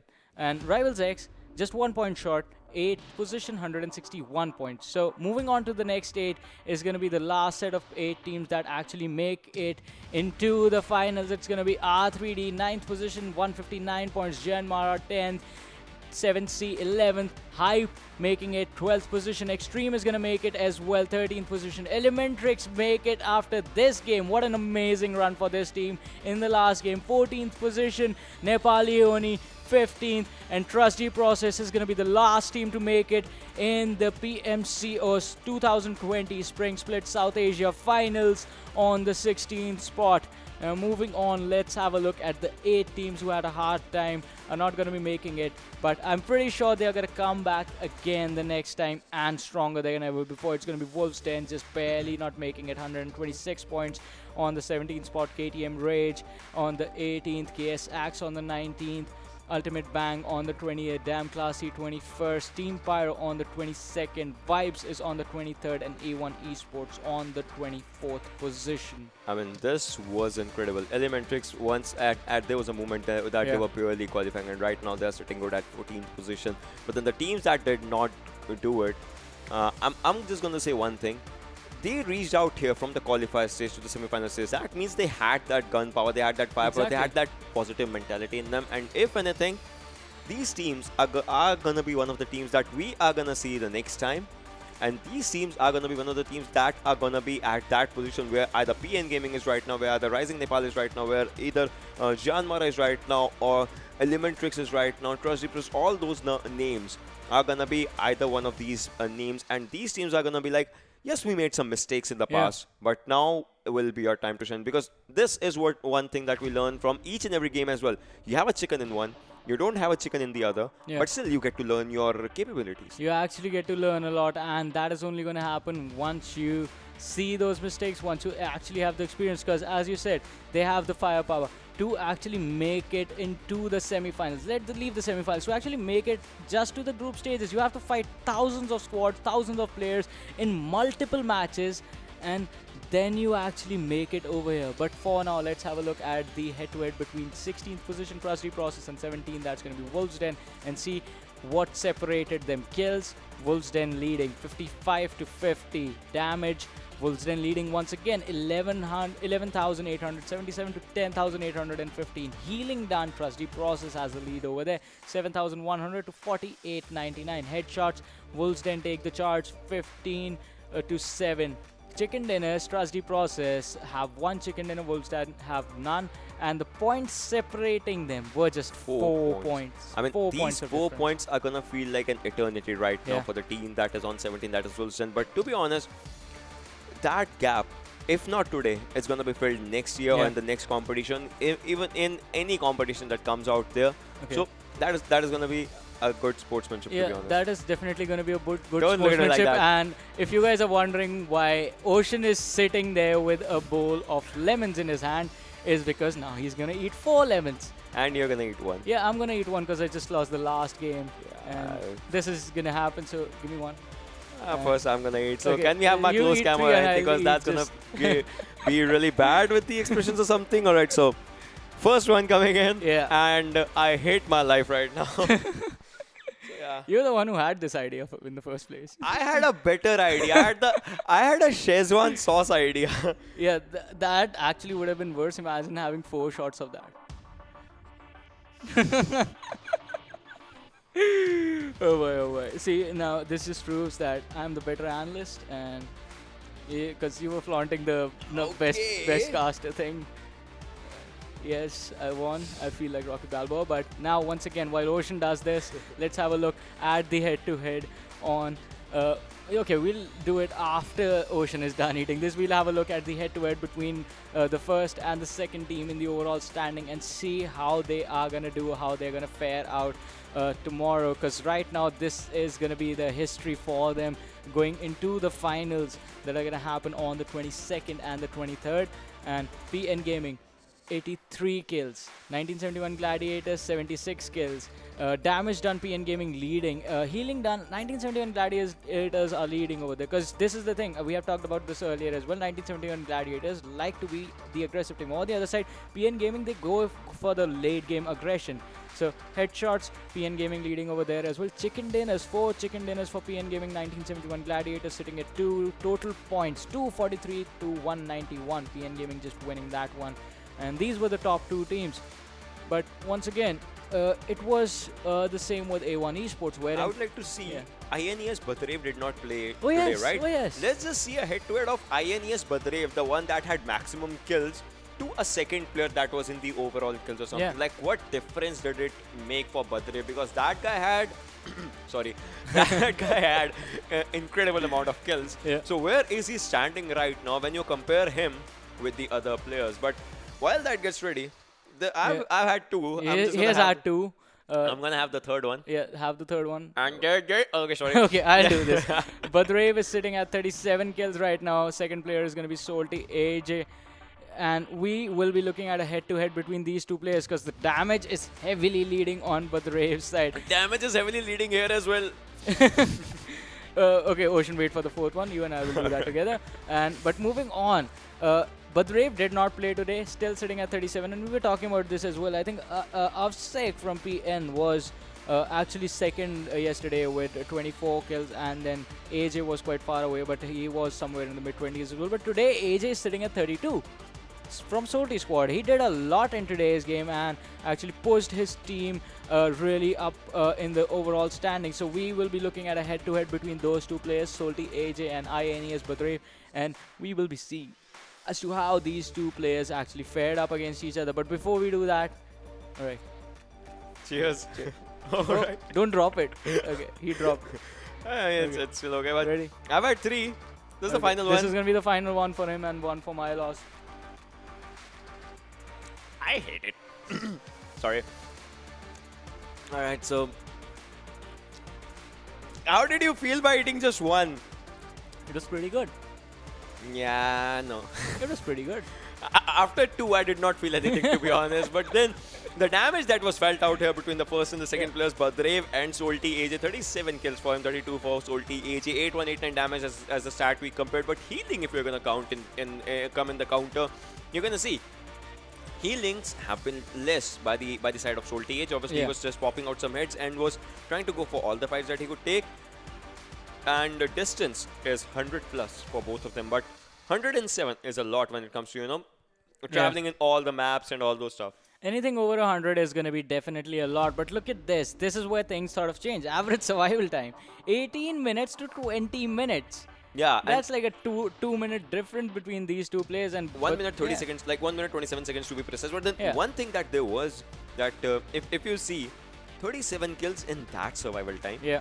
32 kills in that, so that means imagine if this guy had survived 2 more minutes, he would have had much more kills or something, I don't know. I guess he could have had, but to get the kills you need to do the damage as well, and damage, as we can see, is clearly favoring Badrev. But then let's have a look at the top damage dealers from the overall and see who all are going to be there, because we are pretty sure Badrev is definitely going to be number 1. Yeah. 8,100 damage. The closest person is like 2,2100 behind him. P and Afsec is going to be at 6,069. On the other side, on the third position, is going to be T2K Chari with 5,629 damage. And fourth position being taken by Salty AJ with 4,939 damage, and fifth being taken by 1971 Sallu YT with 4,678 damage. I mean, these were some incredible days of the competition that we have seen. A person dominating the feed, the kill feed out there, INES Badrev, a team that dominated with 3 chicken dinners back-to-back, PN Gaming. I'm just wondering what thing is finals gonna bring to us, as we're gonna go to the team slot graphic, the teams that are gonna be playing out there for the finals right in front of us, ladies and gentlemen. But this is the PMPL, South Asia team slot, sorry. Yeah. And okay, we talked about this yesterday as well. Yeah. Teams that are qualified through PMCO Fall Split, like they are gonna be out there, but then PMCO 2020 Spring Split India slots and South Asia slots. This combination is gonna be your PMPL South Asia overall. Yeah. And that is just going to be incredible. 6 slots to the teams from South Asia, 9 to the teams from India, and top 5 slots. Those are going to be seeded to the teams that were top 5 basically in the PMCO 2019 fall split. But once again, when the finals happen, the objective totally changes, because then it's going to be being in the top 6 that matters. Yeah. And the history basically is going to be history, just like what happened during the group stages stayed in the group stages. Semifinals was totally different, and finals could be something else entirely, and we could see anyone take the top 6 spot. 7 Cs could be there. Hype could actually make one position, and even like in the final game of now, what happened when Elementrix just came up a slot. So even a single point is gonna matter a lot in that scenario, and that single point, one mini mistake can take you up, one mini mistake can actually maximize your chances of going down as well. So it's gonna be a topsy-turvy curve in that scenario as well. Yeah, that is definitely going to be topsy-turvy, and it's going to be intense action coming in towards the final. But this was Varun Super Johnny John. That is Ocean Sharma. We are signing off for the semifinals. You guys return for the finals, and take care till then. Bye-bye.